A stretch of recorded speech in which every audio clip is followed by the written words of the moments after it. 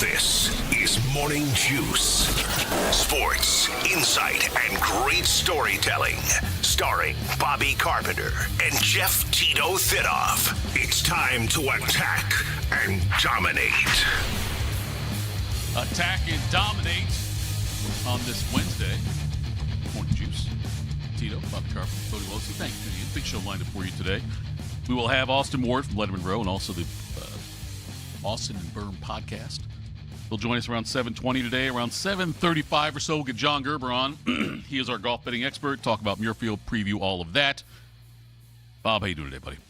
I'm doing well, sir. How are you doing? I'm doing all right.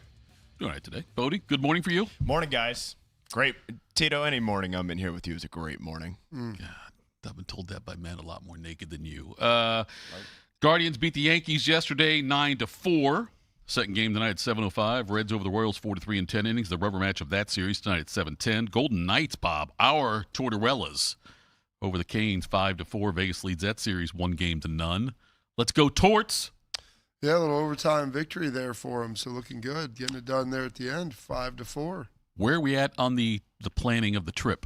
I'm working through that. I'm going to talk to Rothman about it today. Is he open to it? It's a great question. He brought it up to me. So. Oh, he did? Okay, he's got to be open to it. If you bring it up, then you got to be open to it. Well, I don't know. Just because you bring it up doesn't mean when the opportunity is there that you'll actually lean into it. But we'll see. NBA gets underway tonight. It's a rematch of the NBA Cup there, Bob. I know you're excited about that. That's Knicks big. and the Spurs. That's huge. NBA You have Cup to is imagine huge. San Antonio playing with a chip on their shoulder. Oh, yeah, after losing the Cup, After yes. losing back in, I don't know, October, November, whenever that was. Whatever the hell it was. Like, yeah, who knows? I don't know. Was that can't be November, right? I think probably November. Had to be November.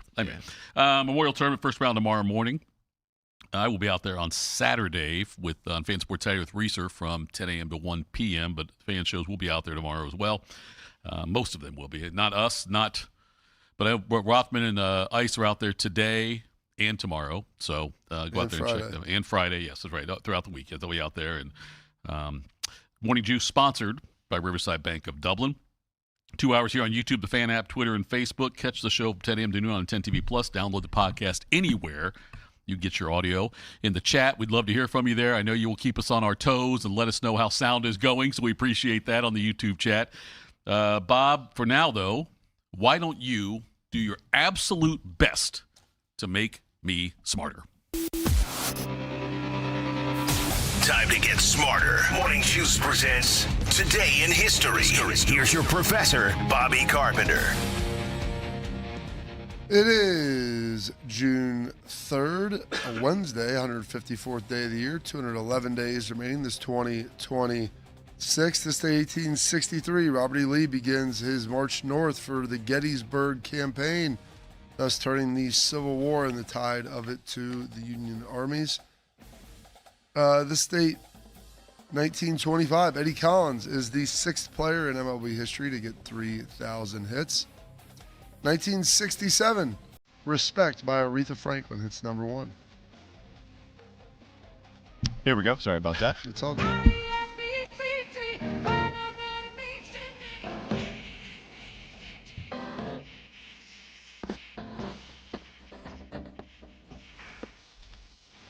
There we go. You must be on the turntables for that off.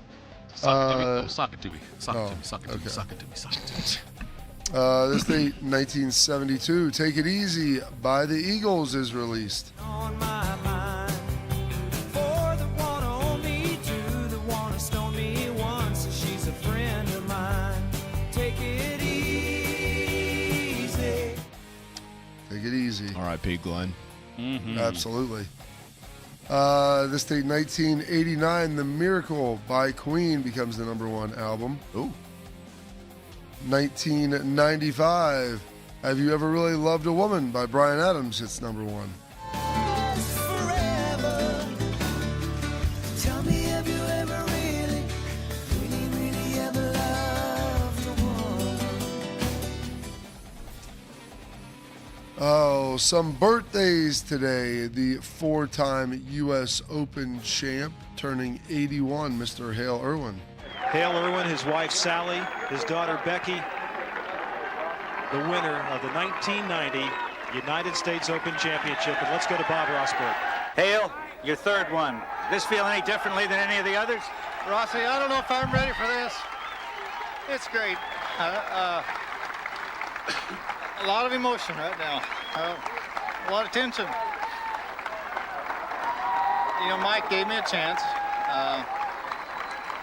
God bless him. I almost wish he'd have won. He's a great guy, and I'm just having a hard time right now. How about that? After the win, I wish my competitor almost won. That's What a guy. Yeah, honestly. What a guy.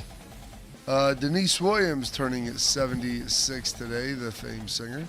Heard from her earlier this week, so figured we'd leave that in the house. That's what. Let's hear it for the boy. Was that Denise Williams? That is.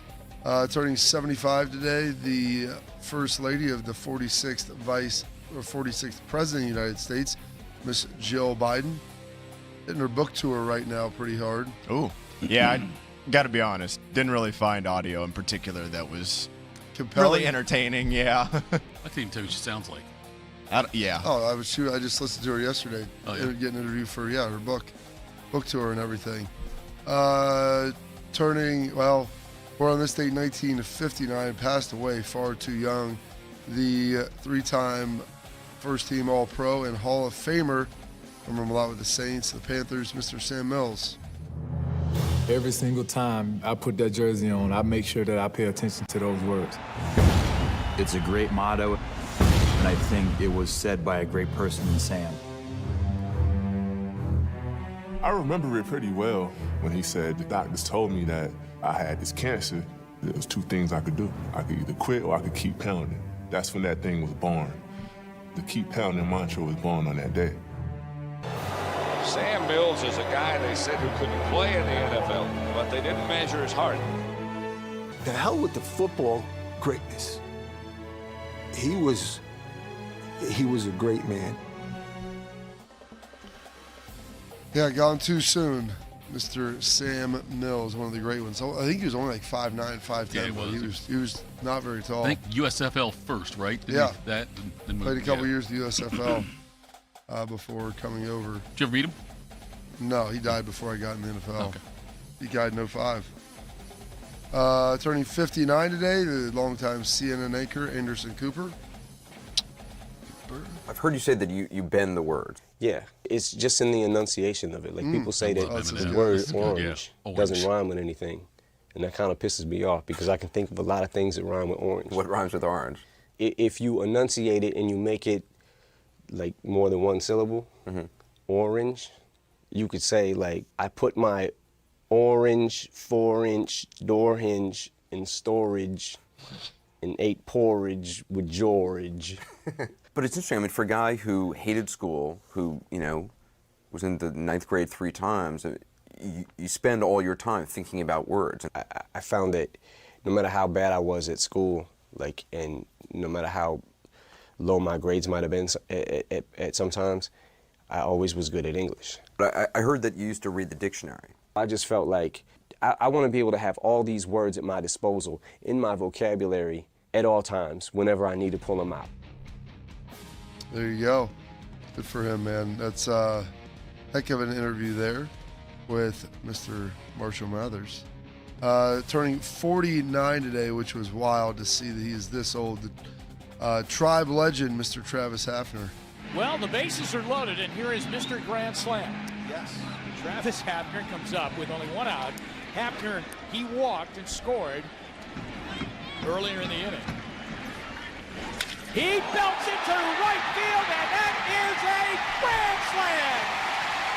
Number 6, grand slam, number 6 for Travis Hafner. 11-0.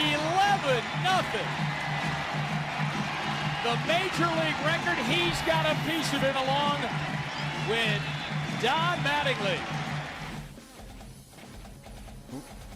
Bingo right there for Travis Hafner. Mr. Al Horford. Oh, yeah. Celtics legend, NBA champ, turning 40 today. Almost his entire place on its feet. Tatum drives, goes inside, behind the back. Horford, corner 3, puts it in. Al Horford from downtown. 2-point game. 7 threes for Al Horford. Just how hungry are you to finally get that title? Starving. We're ready for it. We can't wait. Congratulations. We'll see you in the finals, Al. Thank you. And now you finally are a champion. Can you describe to me what's going through your head right now? I can't believe it. I still can't believe it, fella. I mean, we did it. We're here. But I can't believe it. This is just how I pictured it here at the Garden with our fans, everybody together. This is just how I saw it 8 years ago. This is how I saw it 8 years ago. Wick knows about it. Wick knows about the ring 8 years ago. Yes, sir. He made me some money in Vegas one time in May when I was out there for my 50th. And walking through we were at the Bellagio at the pool there. I was walking back through, and I got news on my phone, got an alert that whoever was playing for the Celtics, the big woods at that time, was not going to play in the game. So I said, I'll go grab some Horford numbers now, because he was coming off the bench. And I took Horford over his rebounds, over his points before they adjusted all of it, and cashed in big time. So I love Al Horford. Oh, I'm glad he played hard for you. He did. Got it done. Team Tito. Also turning 40 today, one of the great tennis players of all time, winning of 22 majors, 14 French Opens, Mr. Rafael Nadal. There's a new man at the head of men's tennis, Rafael Nadal. 6-7, 6-7, 9-7. Ladies and gentlemen, to the runner-up, Roger Federer. And the Wimbledon Gentlemen's Singles Champion for 2008, Rafael Nadal. His first Wimbledon title, so ending Roger Federer's incredible 5-year reign at SW19. 5-year reign. Well, gentleman's thing is over. It's pretentious. Just say men's. You tell me McEnroe won, he was a gentleman? No. Your takes are amazing, Thitoff. Thanks. It might be being facetious. I took that as genuine, Bob. Well, you take it however you need to. Katie Hoff, the silver medalist and 2-time bronze swimmer for the U.S., turning 37 today. And then some passings today. Passing away on this date, 2025, 1 year ago, 20 NFL seasons.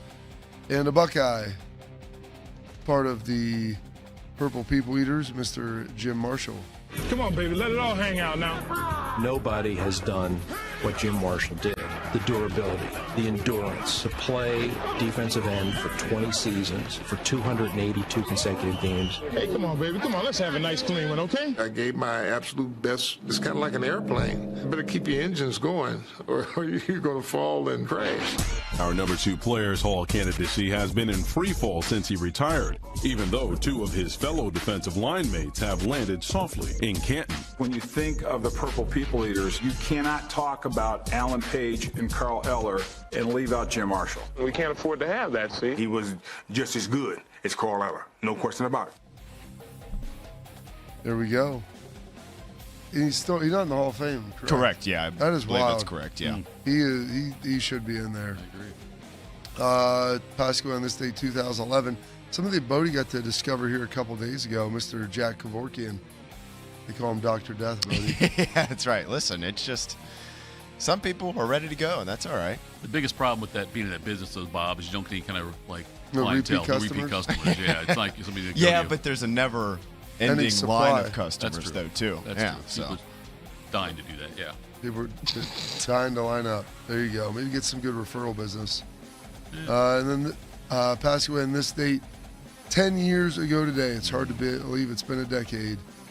3-time heavyweight champion of the world, Mr. Muhammad Ali. I'm experienced now, professional. Jaws been broke, been knocked down a couple times. Bad. Been chopping trees. I done something new for this fight. I done wrestled with an alligator. That's right. I have wrestled with an alligator. I done tussled with a whale. I done handcuffed lightning, throw thunder in jail. That's bad. Only last week, I murdered a rock, injured a stone, hospitalized a brick. I'm so mean, I make medicine sick.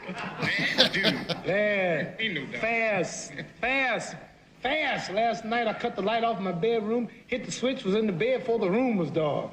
Incredible. Fast. Incredible. And you, George Foreman, all of you chumps are gonna bow when I whoop him. All of you. I know you got him. I know you got him picked, but the man's in trouble. I'm gonna show you how great I am. There we go. The greatest thing for him. One of the greatest lines when he was on a plane, and the stewardess, yes, told him he had to put a seatbelt on. He looked at it and said, shoot, Superman don't need no seatbelt. And the stewardess said, Superman don't need no plane. That's a good one right there. Some holidays, observances today. It is National Egg Day, National Itch Day, National Running Day, which is always the first Wednesday in June, and World Bicycle Day, and those are your historical events. Your birthdays, your passings, your holidays, observances for this date. Wednesday, June 3rd, the 154th day of the year, 211 days remaining in this 2026. Seems a little contradicting, right? Bicycle and running day? Yeah. Hey, you run, maybe triathlon, maybe. Let's get swimming in there. Sure, why not? Do a little bit of everything. You ever done a triathlon, Bob? A little bit of dance. Any desire to? A little bit of love. I play real sports. I don't. Oh, wow. That's a throwing shade at triathloners? No, it's not. I mean, listen, I have no problem with them. Congratulations to do it. But running, biking, and swimming aren't real sports? I'm not trying to be the best at exercise. Okay. Kenny Powers. You were a competitive swimmer? Yeah, I ran track. I mean, okay. That's nothing. I mean, I have no desire to do those things in my life. Okay. I've thought about doing it. Probably 10 years ago, I looked into doing an Ironman. And after looking at, like, it would outside of the general achievement for it, and right. I respect people that do it. I mean, I go to work out to do the things I want to do to be able to function how I want to operate. Mm-hmm. Outside of that, I mean, it wouldn't probably hurt you though, Thitoff. You should hop in on that. I do real sports, Bob, like you. What sports are those? I'm just saying, Bob. I don't do fake sports. If I'm going to do sports, I'm going to do real sports. Well, you just said they were fake sports. Nope. You said I do real sports is what you said. I said I'm not trying to be the best at exercise. No, before I thought you said I do real sports. So where in there did I say they were fake? What if I asked you if you had any triathlon, you said no, I do real sports. I didn't say I do. I say play real sports. I'm okay, not you play real sports. Exercise. That's what, so that led me to believe, Bob. If you say I don't do triathlons, I didn't say they were fake, Thitoff. Okay, that's the thing. Then you always make the jumps. I love it. Okay, coming up next, a real thing did happen. The Browns did trade Myles Garrett. We hear what Andrew Berry had to say about that next. Morning Juice. At QC Kinetics Columbus, patients find lasting joint pain relief. Regenerative treatments help repair damaged tissue. No surgery, downtime, or steroids. So after I got done playing football, I still like to work out, go do all of the activities that I love so much. And unfortunately, I started having a little bit of pain in my knee. That's when I went and saw my friends at QC Kinetics. We were able to go in there, get the consultation, get treated, and now my knees, well, they're as good as new. Call QC Kinetics today for your free consultation. Better starts here.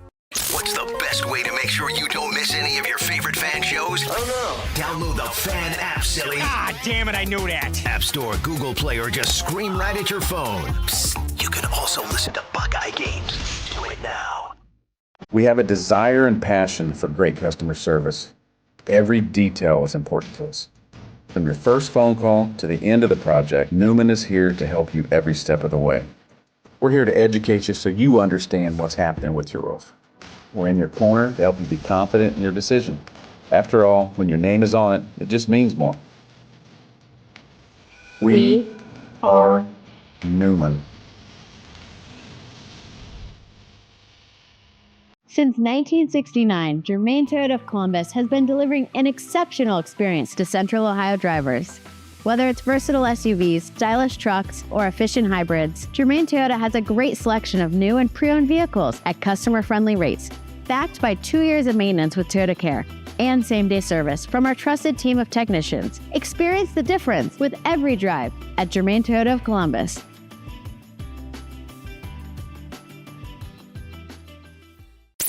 In the old days when people lived to be 40, you only had one option for listening to your favorite show. But now, ooh, baby, radio, podcast, the Fan app, and YouTube, just to name a few, live or on demand. You have no excuses. The Fan. I'm Jeff Hogan. I've been a journalist at 10 TV for more than 20 years. I don't just report about our community, I belong to it. And that's why we care so deeply about getting it right. And when local journalism is done right, it moves. It moves you to act, to speak up, or lend a hand. And yes, it moves your heart through the kind of human storytelling that stays with you wherever you are. And at 10 TV, we're here for all of it. These are the stories that move Central Ohio.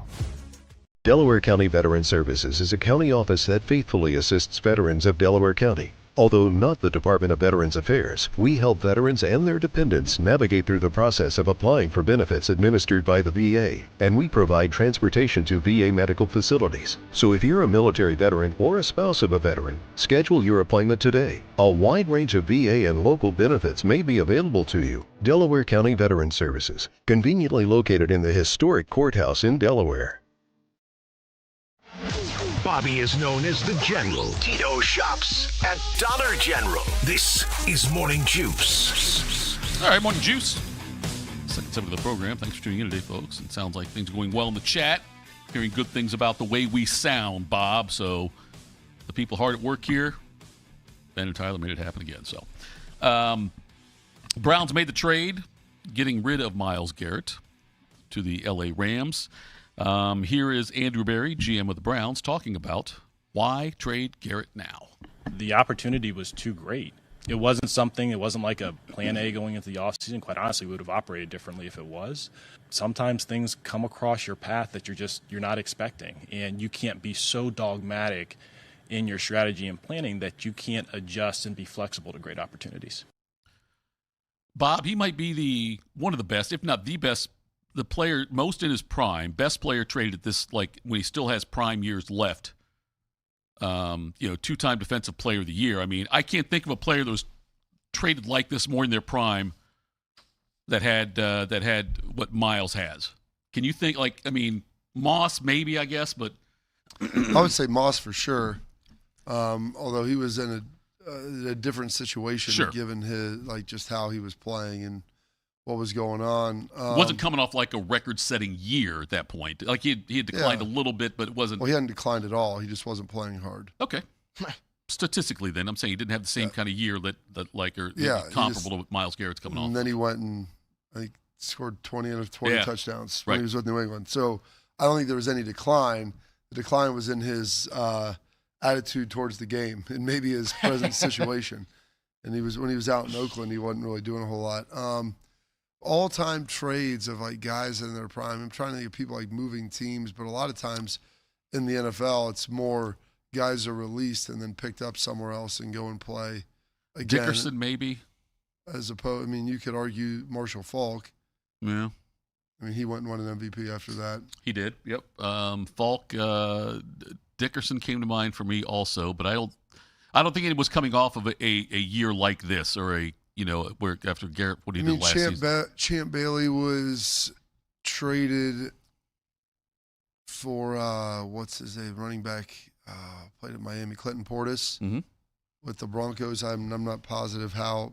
He was an All-Pro, but I don't know. I don't know if he won Defensive Player of the Year ever. Charles Woodson signed with Green Bay, but he was a free agent. Yeah, it wasn't a trade. Yeah, not a trade. Yeah, you had Micah Parsons last summer. Right. I would put Fun that. Time. That was in this. I would put that in this conversation. And then obviously LA's done this before with Jalen Ramsey. You could argue that Matt Stafford. He was traded for Jared Goff. Heads up. Yeah. How old was Stafford when he got traded? Was he 30? That's probably 5 years ago. Probably 32, 33. Yeah. Okay. Andrew Berry talked about his criteria. If he was ever going to trade Myles Garrett, here's what he had to say. I'd always told myself that if, we were ever in a position where we were going to trade Myles, three things would have to be true. Number one, it would have to have short and long-term benefits. Number two, as part of the trade, a young, cost-controlled star at a premium position would have to be included. And the third piece is that there would have to be premium draft capital. And there's a very small set of deals that really satisfy those constraints. So when it got to the point with our negotiations with the Rams, when all those things were satisfied, it really caused us to to take a step back and think about, really think about the decision. And then as part of that deal, obviously Jared Verse comes over from LA in that deal, and it's a good, solid player in there. Good solid player. The guy's a Pro Bowler, 2-time. I understand. I'm saying it's obviously he's not a Myles Garrett type, but he is a good, solid player though for his team. Myles Garrett won Defensive Player of the Year, but he was a Pro Bowler and a very talented edge piece coming in. So this isn't like you just got a rotational player or a solid starter. Yeah. Like you have a young ascending player who you would hope should be able to be a all-pro caliber player here in the next 3 to 5 years. At a premium position, At too, a premium right? position, replacing the quarterback, position edge rusher, corner, tackle. And he's salary controlled for the next 2 years, and then you got the fifth-year player option. So it checks a lot of boxes right there. It checks the boxes that the parameters that Andrew Berry set out for it. Definitely younger and cheaper for them, and this is a smart move for the Browns. I believe that they got fair compensation back. They actually, based on when you look at where the team is headed in their timeline, I would say this was a damn good trade for the Browns. Andrew Berry talked about Jared Verse and how he made it onto the Browns' radar. We liked him a lot coming out. We weren't, really in position to take him, obviously the year that he came out, because he came out in 24. That I would say that probably had less of a bearing on this, this transaction. But, what made it really easy is he's like an outstanding player at 25 years old at a very, very hard to find position. So, yes, like we're excited to have him specifically, but it's, it's not necessarily like this was like a 2-year focal point in the making. And this, when you make a trade like this, it also shows that you have that you're giving the new head coach leeway on this kind of thing, because the team did not get better by making this trade, not right now at least. I don't know that it shows I think they knew coming in that they weren't going to be great this year. Mm-hmm. They wanted to be better. But if Todd Monken goes out there and goes 1-16, they'll fire him. Do you think 1-16 they'll fire him? Yeah. Because I don't think this roster's that. I know it's very hit or miss a quarterback. They need a quarterback, but they're not that bad. Yeah. How many games did they win last year? 4 or 5? 5. Right? Like it's That's my point. If they regress from last year, even without Myles Garrett, they should be a floor of 5 wins again. Probably 6 or 7. They should absolutely. God, I can't believe. So that's my point. I can't believe they come off after 1 year, though. I can't believe they would go get How out many of times? Hold up. Yeah, go ahead. Have you looked at the Browns' history of coaches? Sure, I've looked at the history of coaches. Yeah, they fired multiple guys after one season. I understand that, Bob. So why would you be surprised? Well, because it's a different NFL now than when. Well, Bob, I don't think with buyouts and everything yet that's involved with coaches, I don't think the Browns will come off of Todd Monken after 1 year, regardless of how poorly they do. I can't see the Browns doing that after 1 year. When was the last time the Browns fired a coach after signing a contract, a new coach after 1 year? Freddie Kitchens. Kitchens, okay. Kitchens was there. Chozinski they fired after season 2.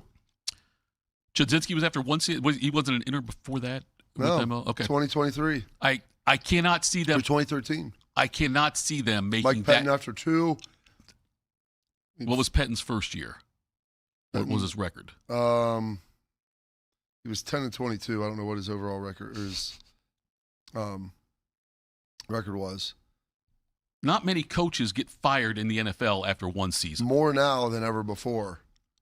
That's where I think you're mistaken in that. And I think, once again, just for Cleveland's expectations, which we all know aren't Super Bowl aspirations, but again, like this team, I think they got a good chunk of talent. And by the way, as you know, it's kind of stating the obvious here, but when you get a guy back like Verse in a Garrett trade, it's not just like a total wash. Like, hey, Garrett's gone. Here's 4, draft picks that over the next 4 years, 2, 3, 4 years, you got to find a replacement. What's the difference between Garrett and Verse?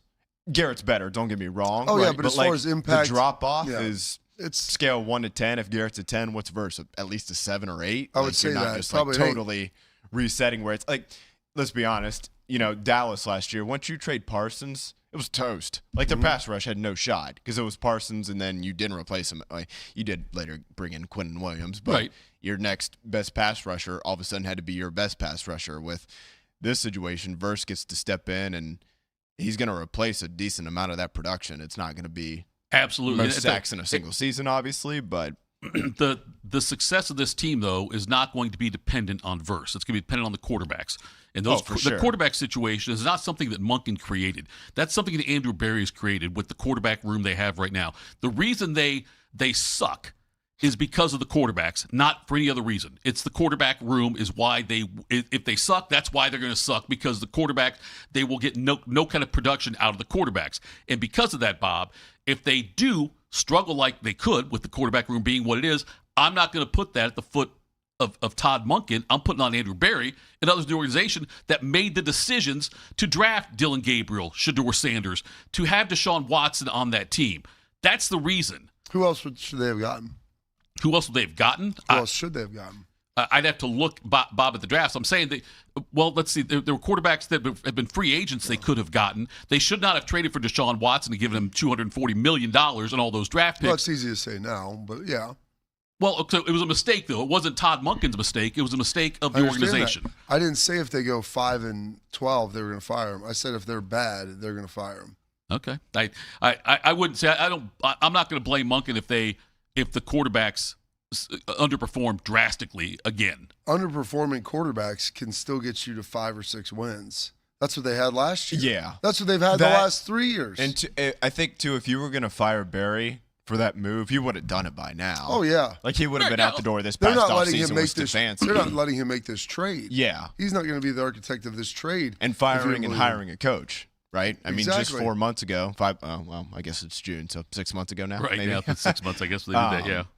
You don't let Berry fire Stefanski and bring in Monken and just a year later run him out of town. Exactly. That's my whole point right there, Bode. Yeah, you don't run him out after 1 year.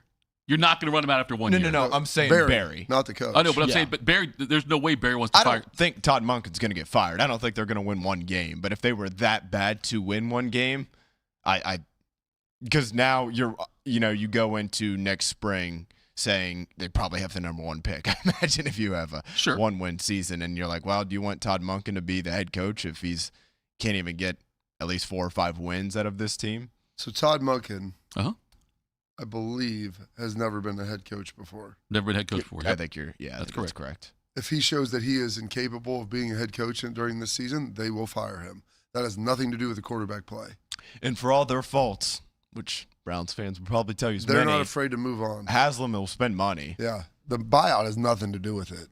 And I don't even know, honestly, NFL buyouts, they don't even compare to college still, do they? Yeah. I mean, he's on he's probably on a 3 or 4 year deal, and being a first time head coach, I bet he's making $5 or $6 million. I have to look at it. But yeah, they're not worried about the buyout on that. And he I think it's fair to say he wasn't this super huge commodity to hire. No. I'm not saying he'll do poorly. There's a million factors. I kind of was surprised when they hired him. It kind of was, yeah. But he wasn't this wasn't Chicago last year hiring Ben Johnson, where it's like everybody kind of wanted him. He had been on the radar for a couple years at that point, and they got him. Like Monken, like you said, it was kind of a surprise, if anything. Trying to find Monken's contract. Now, I thought it was like a 3-year deal, Bob. I think you're right about that. That's my point. I don't know if those things are public, are they? He signed a 5-year contract. They're not public. I mean, people can release them. Sure. But, there's no CBA. You have to report it to anybody. It's all internal for the NFL. So if they don't want the details out there. So you signed a 5-year deal. Who knows what the buyout language looks like on that if they were to fire him. And I'm not saying he's going to get fired, but I'm telling you, as a first-time head coach, if he looks inept and has an inability to manage situations, and even that quarterback room, not that it's good, but if it looks like a joke, owners don't like to be embarrassed. Right. And if the Browns look like an embarrassment because Todd Monken's ineptitude, they will fire him. That, Bob, I absolutely believe. Yes, if he looks inept, if he cannot handle the job, yes, I could see reasons to fire him then. But I'm just saying if you go 1-16 or 2-15, it doesn't mean that they're going to fire him necessarily. With this roster, if you're going 1-16 or 2-15, with Deshaun Watson at quarterback or Shedeur Sanders, you're inept. It's not just the quarterback. They don't play all the positions. You do realize that. Bob, will we say they had a great defense last year? Yeah. They had a great defense last year, right? How many games did they win? They win 5, we said, right? Okay. That's my point. Their quarterback situation was the same as it is now. well, you got Deshaun. Should be even better, honestly. Well, Yes. Deshaun Watson, we haven't seen him play in a while. That's my point. A while. You have virtually At all. the same team. You should not be significantly worse. Their weakest point on the team last year was the quarterback position. And check notes, same situation. Same situation. You're right. And so, yes, Bob. If he's inept, if he seems very overwhelmed by it, he could be 1-16 and still be a decent head coach. Not with this roster. Yeah. So if Deshaun Watson If goes out they there, get rid of Denzel Ward and start trade Quinton Judkins, start getting rid of like all their players, right? Then yeah, I'll say that. But the rest of their roster, even with the quarterback, is a 5 to 7 win roster. Okay.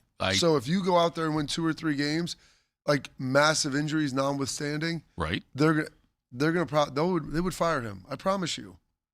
Okay. I think that it would have to take total ineptitude on his part to look like if he's out there running all of a sudden running a wishbone offense or something, or does fun. It'd be fun, right? It'd be watchable, sure. Maybe more watchable than they are right now. But I don't think that it will be just based on the record if he's fired or They not. fired Freddie Kitchens for going 6-10. You're right, they did. They fired Kitchens going 6-10. Yeah, they just gave him a 5-year contract, Bob, and they're looking for stability within the organization. They had just given Kitchens a contract. That was 2019. I just don't think you can separate them winning one game and him being not inept. That's my point. Like if you win cannot one decouple game, those things. like he obviously did such a bad job. Like you said, like injuries and whatnot notwithstanding, as long as a meteor doesn't hit the city of Cleveland, I don't think there's any chance that they could win one game and the coaching not play a massive and probably the overwhelming factor. They had the defensive rookie of the year last year, playing linebacker. Yeah, Yeah,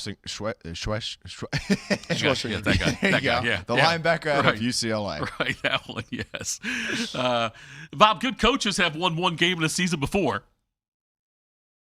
You know, Jimmy Johnson won one game in a season. I mean, he's a bad coach, but they got rid of everybody. I realize that, they Bob, were trying to be bad. Oh. This Browns roster isn't trying to be bad. Now, like I said, if they go through and start trading off some of their players that are like guys, it becomes a full-on fire sale, especially on that defense. Then yeah, maybe we could get to that point. But that's not where they're at right now. And I don't think they're expected to, right? I believe Barry said yesterday, like, this is a one-off. This isn't just a total teardown. Right. And I don't know why they would. If they could find a quarterback, which I know is like, I know, right? Yeah, duh. But and Cleveland's been trying to do that for a while. Yeah. But if they could find one, they would be right. If you gave them any other quarterback in that division, just swap them. Yeah. Watson for Lamar Jackson, Joe Burrow, or even team. Aaron Rodgers, we'd be talking about them. We'd be talking about Cleveland at least like Pittsburgh, I think. Yeah, if you just swapped Watson and Rodgers. Yep. All right, coming up next, do some quick hitters, Morning Juice. I'm Meredith Garfalo, meteorologist at 10 TV News This Morning, and I'm an Ohio girl. I love golf, aerospace, and all things Ohio sports. For nearly 20 years, I've studied the patterns that shape our days, from winter wonders on the south side to dangerous storms along the I-71 corridor. When the weather changes, you'll be the first to know, because you need a forecast that moves as fast as you do. Make the move to 10 TV News This Morning, weekdays from 5 to 9, anywhere you watch. Do you need a bank that truly values local business in this town and the opportunity to work right alongside them as partners? Whether you're a small business or a large operation, Riverside Bank of Dublin has the right tools for the job. Riverside Bank of Dublin has the experience of working right here in Central Ohio. They understand the business climate in our area, and they're going to help you reach your goals. So whether you need an SBA loan to get your business off the ground, a line of credit to keep your business running smoothly, or equipment financing to get your business up to scale, Riverside Bank will tailor a solution that fits your needs. Visit them at riverside.bank or stop in to get to know them in person at 6300 France Road. Riverside Bank of Dublin, member FDIC, equal housing lender. When you think of brands that are customer focused, one thing they all have in common is that their values and commitment to quality have been passed from one generation to the next.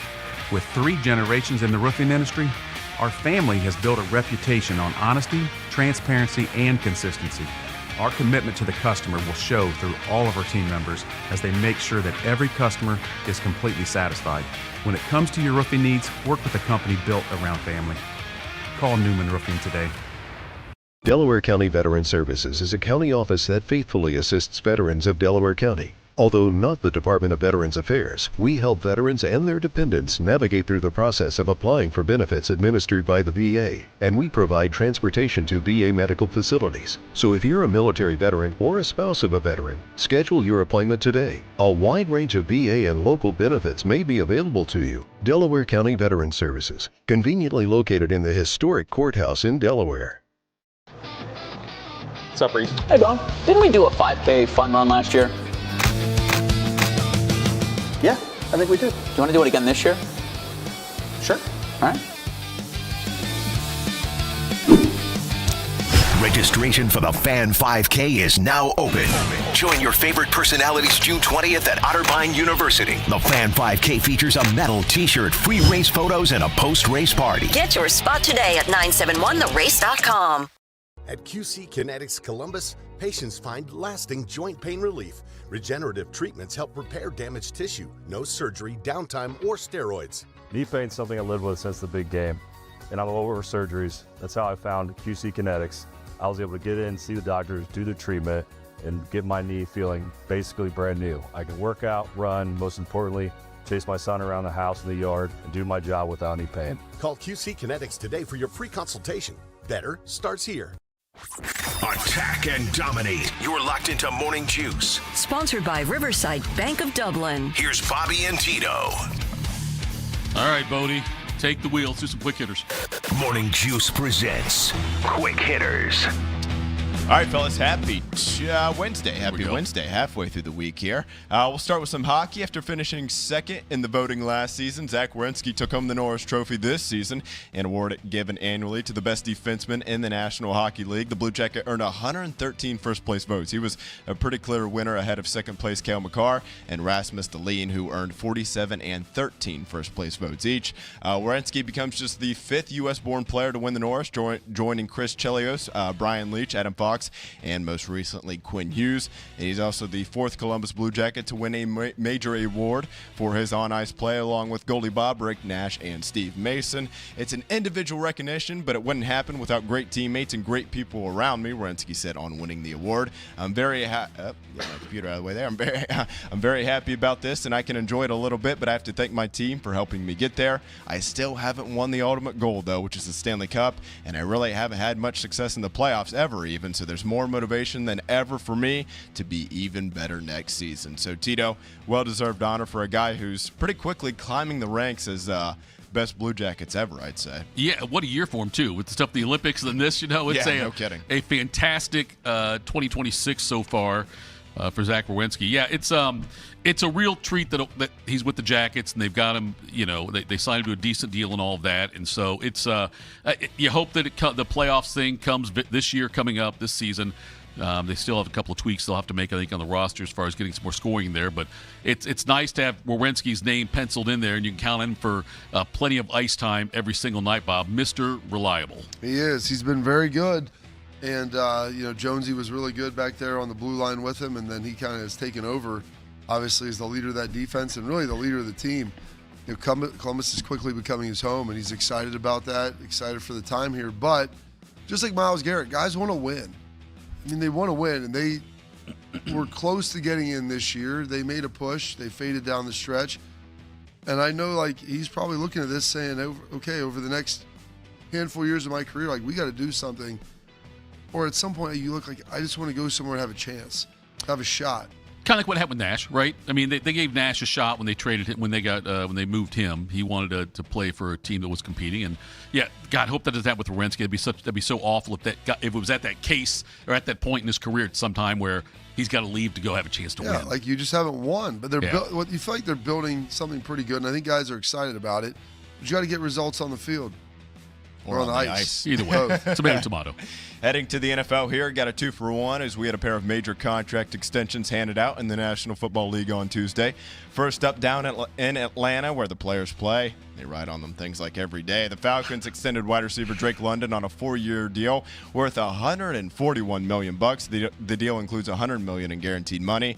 That average annual value of the new deal makes him the third highest paid receiver in the league, behind JSN in Seattle and Jamar Chase down in Cincinnati. Cincinnati and over in the Steel City. They're pouring more money into that defense as the Pittsburgh Steelers have signed Nick Herbig to a 4-year, $100 million contract extension. That includes $42 million guaranteed. Last season, he led the league in pass rush win rate at 26.3%. That's per ESPN's analytics and NFL Next Gen stats, while he set a career high with 7.5 sacks on the year. So Carp got a 2-for-1 there for Atlanta and the Steelers, extending some of their young guys. It's amazing, with Herwig there. I didn't realize he was that productive last year. I knew he had a handful of sacks. 7 sounded about right, but I didn't know he had the best pass rush win rate. So good for him. Good for the Steelers for taking care of him. I would not have guessed that London would have garnered the 3rd highest receiver contract in the NFL. But good for him. If Atlanta's got the money to be able to pay it and his agent's able to negotiate that, it seems a little rich for him, but I guess maybe that's the going rate right now. Yeah. Well, it's you look at his numbers. His numbers were decent for having less than stellar quarterback play most of the time. So you got to look at his his numbers that way, that he does. He hasn't had the best quarterbacks throwing him the ball. The Herbig thing, and also the fact that he was entering the final year of his rookie contract and getting over $100 million contract there. I know only $42 million is guaranteed, but it says you're the $100 million threshold without a full NFL season as a starter. So he sat out some of the OTA stuff, and then that's when they got the deal done. So good deal for the Steelers as far as getting him locked in, getting that player in there for the 4-year deal, but for the deal there with Herbig. But the Drake London thing, I think it's a fair deal for him. The fact he makes more than Justin Jefferson, but I know it all depends on when you sign the contract. That looks weird to me. But London, though, I believe will be better as you get better quarterback play in Atlanta. Maybe have it this year, potentially, with 2 in there. Next up here, the National Football Foundation on Monday earlier this week released this year's list of 80 major college players and 9 coaches eligible to be selected for the Hall of Fame class for 2027. We mentioned, I think it was yesterday, that got a couple Buckeyes on that list, and A.J. Hawk and Chris Carter. And also along with that, one guy had to highlight here was longtime Texas Tech and Washington State head coach Mike Leach, who was among the names that made the cut. This news is pretty noteworthy, as Leach had previously been unqualified to make the Hall of Fame prior to their eligibility qualifications changing. They had it at a win percentage of .600, and they bumped that down to 59.5, and he sits right at 59.6. And unfortunately, we lost him, a tragic and sudden passing back in December of 2022. I believe, if I'm not mistaken, that year they basically just needed to win one more game, and that could have bumped him up above that 600 win percentage. But nevertheless, between his on-the-field work and the way that he helped revolutionize the game with his air raid offenses, and then just kind of a little quirky off the field, but I think everybody loved him, even if you didn't like Texas Tech or Washington State. Tito, very cool, and I'd say well-deserved honor, and hopefully Mike Leach can get enough votes there on the ballot. So. Oh, no doubt. Yeah, Texas Tech, they had 10 straight bowl appearances, was a record for the school. Also had their first 11-win season back in 2008. The air raid offense thing, it's innovative, and that's one of those things where even with it, regardless of the record was, his innovation, though, and the way he thought kind of outside the box and created things offensively, Bob, makes him a Hall of Famer as far as I'm concerned. Yeah, they just had that threshold in there, and it was just an arbitrary number, and when Leach died and couldn't get to it, I think it hurt a lot of people because people believed he's a Hall of Famer, and it's wild. He would run offenses. It would have just, and they talk about like his air raid, how complicated it was. He would run offenses like 5 plays, just 5 plays on a piece of paper. Right, that was they it. just run them better than everybody else. Yeah, and so it's a little bit like running the veer option through the air, and he was a very unique guy. Got a chance to do some interviews and stuff with him throughout the years, and always really enjoyed him. Had an interesting look at life. Was not a football player, but loved the game of football and became a heck of a coach. Next up here, we'll head to the softball diamond as the Women's College World Series is set. Texas and Texas Tech will play a best-of-3 series beginning tonight in Oklahoma City, a rematch of last year's title tilt, which saw the Longhorns beat the Red Raiders, and the winner take all Game 3. But let's get to the important stuff here. How about this? Hannah Wells of Texas, she has quite the superstition. And Michael Scott once said, I'm not superstitious, but I am a little stitious. Her superstition, I saw this. I had to make sure it was real. She eats a ladybug anytime she sees one. Holly Rowe on the broadcast a couple of days ago, when Texas Tech made their way to the final, she said, quote, she has a superstition dating back to childhood that if she sees a ladybug, she eats it for good luck, swallows it whole. What a cute and weird superstition. Those are Holly Rowe's words, not mine. But Carp, some guys, maybe you put one sock on before the other. You put 2 socks on a foot. You listen to a certain song before a game. Eating a ladybug, I don't know, maybe there's a little bit of protein in there or something. But that's interesting, I guess. I mean, if you're going to be superstitious, be super superstitious. Go all the way in. I mean, don't give me this half-cocked stuff. I mean, she's sitting there eating the ladybugs. That's awesome. I mean, I watched Schleggs eat a cicada one time. So the ladybug, it's like eating one of the little M&M minis. Oh, yeah. Nice and tiny. Do you have any weird teammates that have very weird ones you can remember, Bob? If I said, do you have a teammate you played with or played against him, you knew this one person that had very bizarre? No bizarre. There were guys who were just heavily routine. I mean, so people say superstition. I was never a superstition guy, but I was very routine-based in my preparations for games on game day, just so that was a comfortable thing for me, knowing how much time I had to do this and that, and I didn't like that being disrupted at all. Yeah, I could see you being I could see you being routine based. The superstition thing, it's just so many weird. You can discover them that, that the way that certain relief pitchers never step on the baseline. Mike Hargrove used to before he came to bat would when he got to the batter's box there, he would spell out his wife's name. I think it was Deb.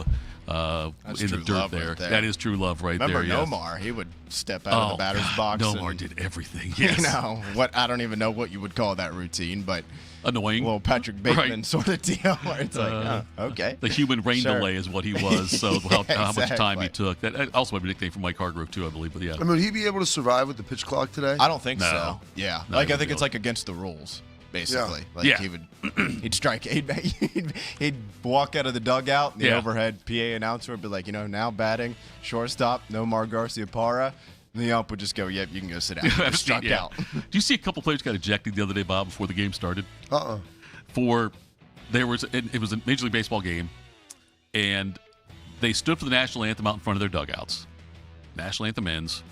Everybody goes back into the dugouts except 2 players on one side, 1 player on the other side. And they refused to go back into their dugouts. They stood out there, caps on their heart, and just stood there staring at each other. And the umps would not start the game until they went into the dugout. It's just a love for their country. And so it's a big stare down between there. See who's going to flinch first. And the ump just ejected all 3 and said, "Let's play ball." There was nothing else to it. Like they weren't going to fight or anything. No fight. No. They were just standing there in front of their dugouts, look at each other. That normally happens like once or twice a year. But yeah, the ump finally said, "You know what? That's awesome. You guys are out of here." He ejected all 3 people before the game even started, right? Because they would not go back into their dugouts. All right, guys, how about this? Speaking of making a lot of money, which he's already made a lot of money, but nevertheless, after more than a dozen years after being with Under Armour, Golden State Warriors star player Stephen Curry has signed a 10-year, $400 million endorsement contract with Chinese sports apparel company Li Ning. Maybe? Sure. Yep, right? I think that's it. That is ending a drawn-out recruitment process following Curry's departure from Under Armour back in November. He announced the end of his sneaker free agency on Monday with the landmark deal with Li Ning that expands his Curry brand venture globally. The agreement will include basketball products, athleisure, lifestyle wear, and the ability for Curry to sign athletes under his brand and a full golf line, as Steph is a very big golfer there and a pretty good one, if I'm not mistaken. Yep. So, Carp, 10 years, $400 million. I've never heard of the athletic company in my entire life, but that's the reason they just signed Steph Curry. Yeah, exactly. $400 billion. I mean, is this like the live of apparel? Endorsement deals? Yeah, endorsement deals. They get some Chinese money over there. $400 million, big market. Sign some guys, lure them in under your brand. Yeah. Groom them up. Sounds good. Well, it's funny you say that, Bob. By the way, Jimmy Butler and Dwayne Wade both have worked with Li Ning before and may still work with Li Ning. But you don't know off the top of your head. Well, it just says here. Is it available? Is it available for purchase in the U.S.? Well, here's the thing. I would imagine so, right? Made in China. Chris Smith, who's a state representative in New Jersey, and he co-chairs a congressional executive commission on China. Said he plans to ask the Department of Homeland Security to examine Li Ning imports because there's charges of forced labor to produce their goods. Li Ning merchandise was banned in the United States. Banned in the United States in 2022. Li Ning was banned in the United States in 2022. What? Yep. Child labor laws are ruining this country. There's a lot of bin Laden on that one. Anyway, so the it said the comment from Chris Smith. Steph Curry is one of the most talented and watched basketball players in the world, which is exactly why this matters. The NBA, its players, and sites like Amazon cannot suggest that they stand for social justice at home while cashing checks from companies tied to the Chinese Communist Party's forced labor economy. I love it. Probably pretty true.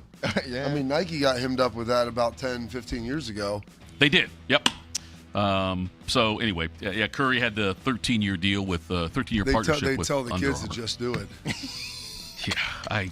Put your gear on. I don't want to work. Just Make do it. my gear. Make my gear. Yes, is what you're going to do there. So I don't know, Bob. It's I wonder how much, if any, research he does on this about the forced labor. Steph's not an idiot. He knew. They knew about the PR And then why stuff. would he do it? Because it's $400 million. Yeah, that's But exactly Why did guys go play and live? Because it was $400 million. Yeah. I understand, but couldn't it end up being a really bad decision by him if it's... How many years do you think Steph Curry is going to continue to play basketball at a high level? 2 or 3 at the most.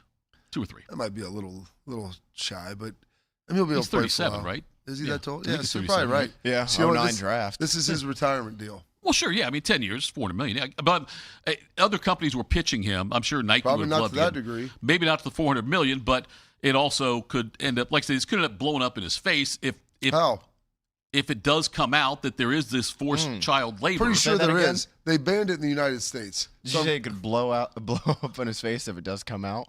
If there's widespread, if it comes out that if this state representative does the They research, already banned it in the United I understand States. it's banned Like, now. That just So doesn't if he- happen. Okay, but don't you think this is a bad look for Steph if he is in I don't bed think with a people company that care. does that? Exactly. Really? I don't People think care. anybody cares. I think certain people might. I don't. I'm not going to buy that stuff either anyway. Would you care if there was forced labor in the United States with the child labor? I mean, that's against the law. So then that company Okay, will but I'm be, saying that would you be bothered by that? Would you say I don't care, or would you say you know what forced what if labor? they're dragging, what is this, like Happy Gilmore? Or Okay, if they're Happy Gilmore? let's say they're doing that in Good China. news. Arts and crafts time has just been extended by 4 hours today, guys. I understand, Bob. You and Bodie don't have a problem with it happening. I'm not for it. I I'm didn't just say I don't telling have you. a problem with it. Like, but I You just said don't. you don't have a problem with it. No, if you don't listen, I said I don't care. I didn't say I don't have a problem with it. Okay. I said it doesn't impact my life at all. Would you care if it happened in the United States? It'd be against the law. So yes, it's a different situation. Okay. yeah, I'm not pro child labor. Yes. I'm just like I there's not really a whole lot I can do about it, and I'm not gonna. How do you want me to? I'm not supporting this company. I'm not buying their stuff. Okay. I'm not I don't dislike So them, he's but I'm saying it not a doesn't Warriors impact fan or me. Steph fan. Yeah. So Okay. Coming up next, top of the hour, we've got some football news to get into. Texas talking a little smack. Ooh. We'll do that next. Morning Juice. I'm Yolanda Harris. I'm a journalist at 10 TV News. I grew up here, and after 25 years of telling this community's stories, this place still means so much to me.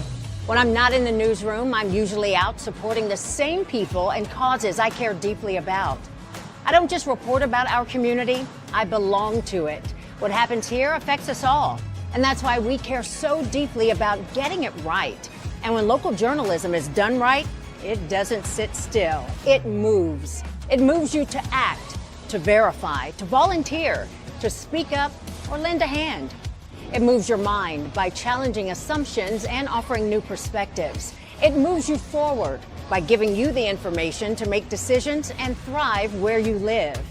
And yes, it moves your heart through the kind of human storytelling that stays with you wherever you are. And at 10 TV, we're here for all of it. These are the stories that move Central Ohio. Delaware County Veterans Services is ready to help you access VA benefits, emergency financial assistance, dental and medical grants, transportation, and more. Give Delaware County Veterans Services a call, 740-833-2010 to schedule an appointment. At QC Kinetics Columbus, patients find lasting joint pain relief. Hi, I'm Bobby Carpenter. And I'm Jake Ballard. And we are both QC Kinetics believers. We are both pain-free in the knees. Call QC Kinetics today for your free consultation. We have a desire and passion for great customer service. Every detail is important to us. From your first phone call to the end of the project, Newman is here to help you every step of the way. We're here to educate you so you understand what's happening with your roof. We're in your corner to help you be confident in your decision. After all, when your name is on it, it just means more. We are Newman.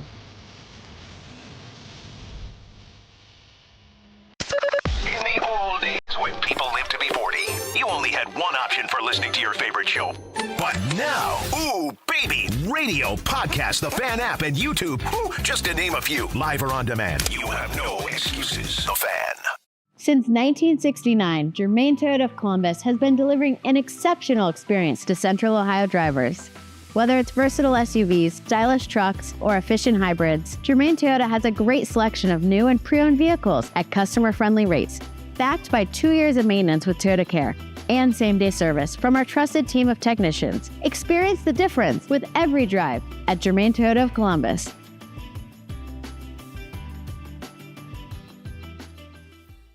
What's the best way to make sure you don't miss any of your favorite Fan shows? I don't know. Download the Fan app, silly. Ah, damn it, I knew that. App Store, Google Play, or just scream right at your phone. Psst, you can also listen to Buckeye games. Do it now.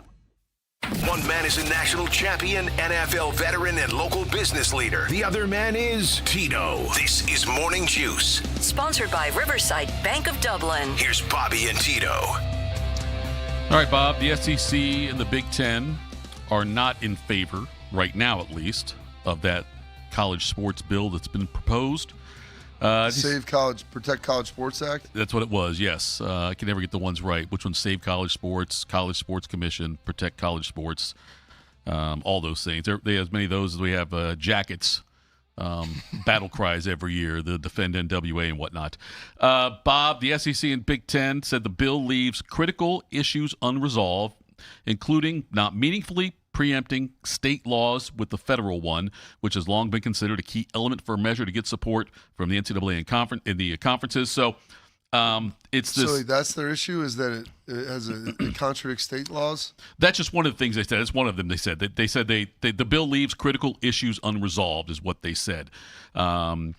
And the bill, as we talked about, the Protect College Sports Act, gives the NCAA an antitrust exemption to enforce several rules that have been recently challenged in court, including limiting transfers, athlete eligibility, and prohibiting schools from poaching a coach during the season. So I think some of those things are good in theory. I don't know if they have the full why in there, or not why, but how ironed out, which is a problem, because the people that are writing this legislation, they're getting input and insight from the people, but I don't know if they truly understand how the the operations of it.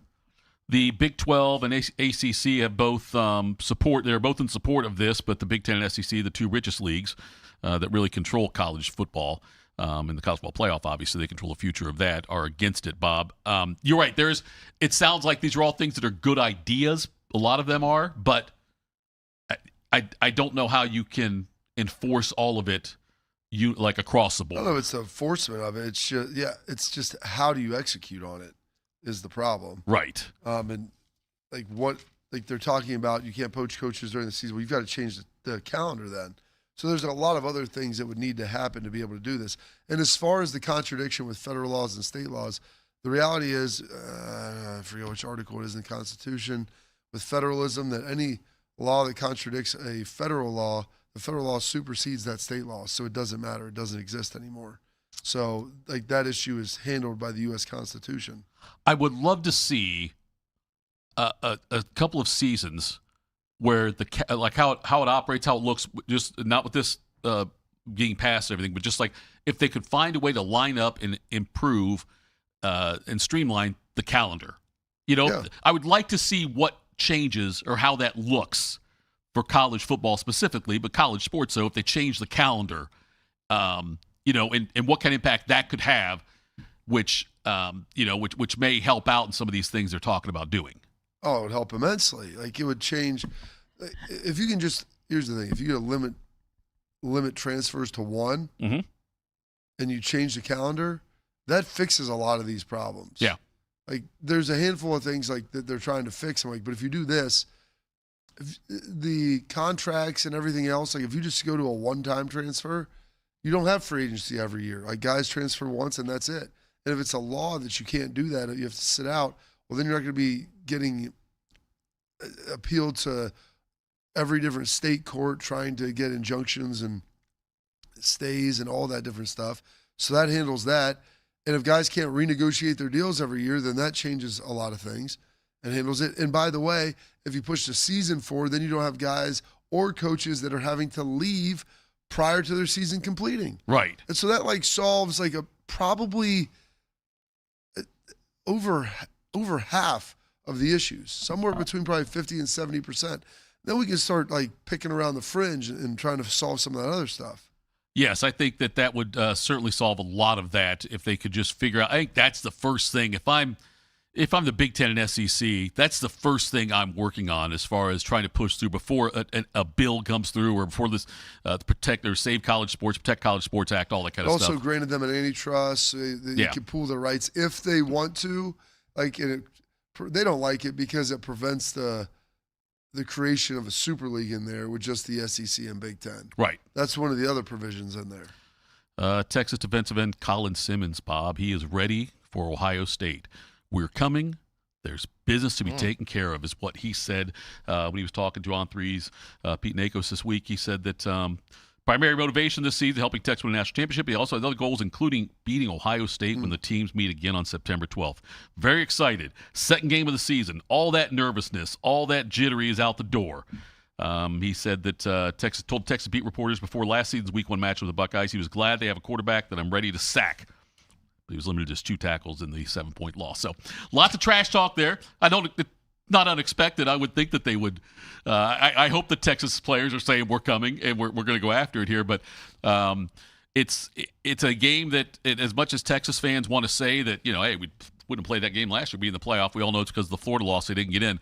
This game will not be the reason one of them does not make the playoffs. I would not think so. But it'll be fun to see him go out there and play. I think everybody's excited to kind of see not Ohio State, but just has Arch improved? Has he gotten better? Is he going to be the guy that they thought? He looked like he was heading that way towards the end of the season. Will that growth and development continue at the rate that people are ready to see? Also, in ESPN yesterday, they ranked the college football's top 100 newcomers for the 2026 season. At number 28, Earl Little Jr., a senior. There we go. Earl Little Jr., a senior safety for Ohio State, checked in at number 28. And with all the people that have to be replaced on that Buckeye defense, I mean, it's I know they've got some talent coming back, Bob, but Earl Little is somebody who I look at and think he can make a big impact there. He's not going to. No one can replace Caleb Downs on this team, but I could still see Earl Little, though, making a huge impact on this defensive secondary. Yeah, can't replace a Gary Bertier, but the Earl Little coming in, he's a guy that's going to have to play for him. And he looked good in the spring. I believe got nicked up a little bit, didn't finish the whole spring, but you look at a guy that's played at Florida State and Alabama, there's an expectation that he's highly talented, highly recruited, football lineage in his family. He's going to have to come out here and be a dude. He's a different player than Caleb, but he should be just as impactful. It says here, his versatility and physical style should help Ohio State offset the loss of several key defensive backs from last season. And then also on the list, number 47, James Smith, the senior defensive tackle who came over. And they certainly look losing Caden McDonald is a big deal, obviously, but getting someone like James Smith in there has a chance to really help with stopping the run. And it says he has disruptive quickness. What have you seen from James Smith and what you've watched of him? Yeah, he's a little bit different than K-Mac. Not quite as big, but he is explosive.